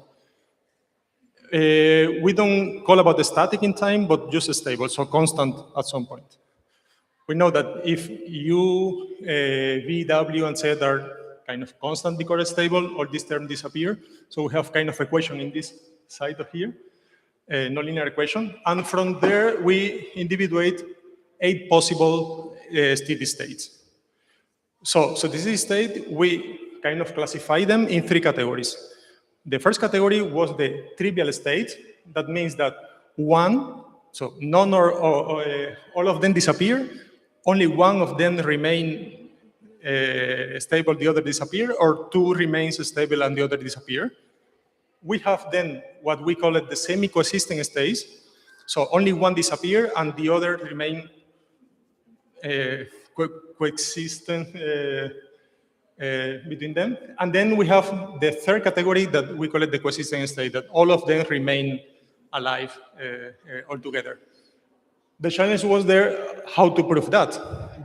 Before proving that, just to show you, we test some numerical result just to get an insight of what was happening with that.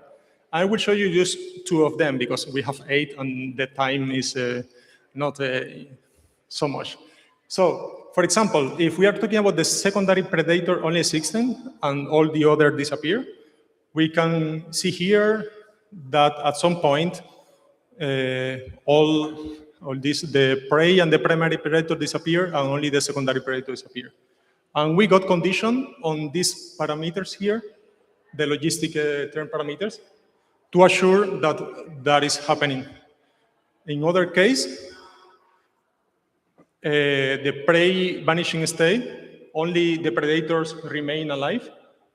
We have up to some point that only the prey disappear and the predators remain alive. This number here that we are seeing are, of course, related to all these coefficients because are the solution of the system that we are proving. So how to prove that analytically? How to use, don't trust in numerics, but also prove it analytically. The point was relying on this condition. So we trying to guess when it's happening that the L infinity norms of this difference with this U, E, V, E, W, E, Z, E, we mean the station, the steady state of the solution. So how we prove this? That is decaying exponentially to the time. In this case, for example, for the coexistent states, you can notice that the expression is depending on the coefficients. So we rely on some specific Lyapunov functional. And when I say specific, I mean for each case, we treat a different Lyapunov functional just to suit better with the case of one vanishing and the other remaining alive. For example, I will restrict this part just to the first category, the third category, not talking about the first and the second that you can trace in the paper. As you notice, we impose a condition on the parameters just to assure that the expression that we're treating are valid. We also have to require all these conditions on the rest of the parameters. And in this case, we can assure that the system converges as t goes to infinity to this steady state. And the steady state, recall that depend on those coefficients here that we showed before. So what we tried for this particular steady state was this kind of entropy functional, because if you remember, this U star L logarithm of U is kind of talking about the entropy of this U, the amount of information that is remaining in the system. So this is kind of the, in numerical analysis, I will call it the error, but it's not exactly an error. And this is also L logarithm of U minus logarithm of this logarithm of the steady state. And for the signal, I'm just using this L2 norm. So testing this energy was kind of also challenging. We kind of tried to get an ODE of this kind, showing that this functional was positive, and then we get that this one was, this derivative was negative, so it was decreasing, and then from that we got the statement that I said before. So the functional was ugly as this one, with some gradient terms, that we could assure that these terms were positive. And all the question was relating these coefficients here. As this is positive, and this is positive. All the question was, what about the sign of this coefficient? If we could assure that these coefficients were positive, then everything was done. And that's why we have those requirements. So our street was guided by those landmarks. We have those coefficients, we are imposing that those coefficients are positive, then we have everything. Maybe there is an easy way, but in another sense. But for us, the condition that you saw before were imposing that those coefficients were positive. So in that case, imposing those requirements, we arrive to a result, because once we obtain that the energy was constant, but something kind of the Barbalat argument, we get that the solution to infinity goes to 0, and that function means, for example, u minus u in the steady state. So going to 0 means that the function, the prey predator signal goes to the steady state. So that was our road. And for doing all that, we use kind of the same tools, analytical tools as before, using also the Caylor-Nirenberg inequality just to go from the norm in Sobolev space that we already proved before, and the L2 norm to the L infinity, and the tools were mainly that one. So, yes, no, I already finished. But this kind of 20 pages of computation simplify in this kind of a roadmap. So everything, as I told you, is already published, so you can follow all these 40 pages comprising the global system and stability results, tedious computation, but now you get, I hope you get an idea of what we did in the paper, along the paper, so it's less difficult to follow. And then there you can find mainly all these two parts that I said before. The global system and boundedness of the form terms in solution of this chemo-alarm taxi system. We proved how the damping in the logistic term can control the blow-up. Also, the logistic term comprising the second and the third one. So the first one we show in the theorem that is not necessary to control. That can be, that coefficient can be as large as possible. There is no problem. And with the use of this particular Lyapunov function, we obtain those conditions, maybe changing the Lyapunov function, functional, maybe choosing another way to control them, we can obtain another requirement. That is a future work. So talking about future works, beside of maybe testing another kind of functional, we obtain another condition, easier to use in real life. Also, maybe relaxing even more the condition on the parameters, because we don't know if we are in the critical case. I don't think that we're in the critical case for the parameter, to assure that we have blow up in case of those me3 and 2 and 3 are less than the one chosen one. I don't think that is a critical value yet. And maybe in the future also we can replace also the chemosensitivity as something depending also on the solution. For now, we try use a constant one. It's a work to do. So that's all what I wanted to show you, and thank you for attention. If you want any comments.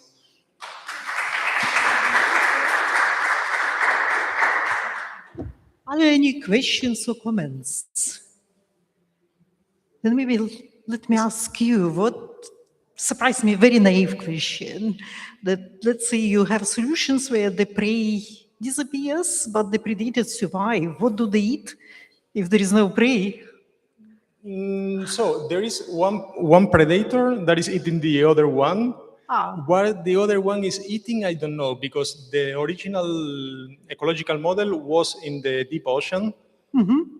And I don't know what these fish live in there, because there are also some algae, Maybe, batteries. I see. So there is some biological, Yes. so it's not a closed system. So to Yeah, say. but also for me it was curious because maybe some of these steady state have some sense, but other are just mathematically sense. I don't know in real life if that could happen.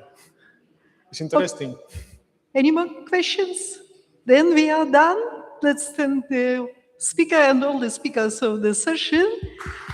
Thank you. And I think the second part has one talk more, so probably we have to remain here for a few minutes and then lunchtime. Thank you.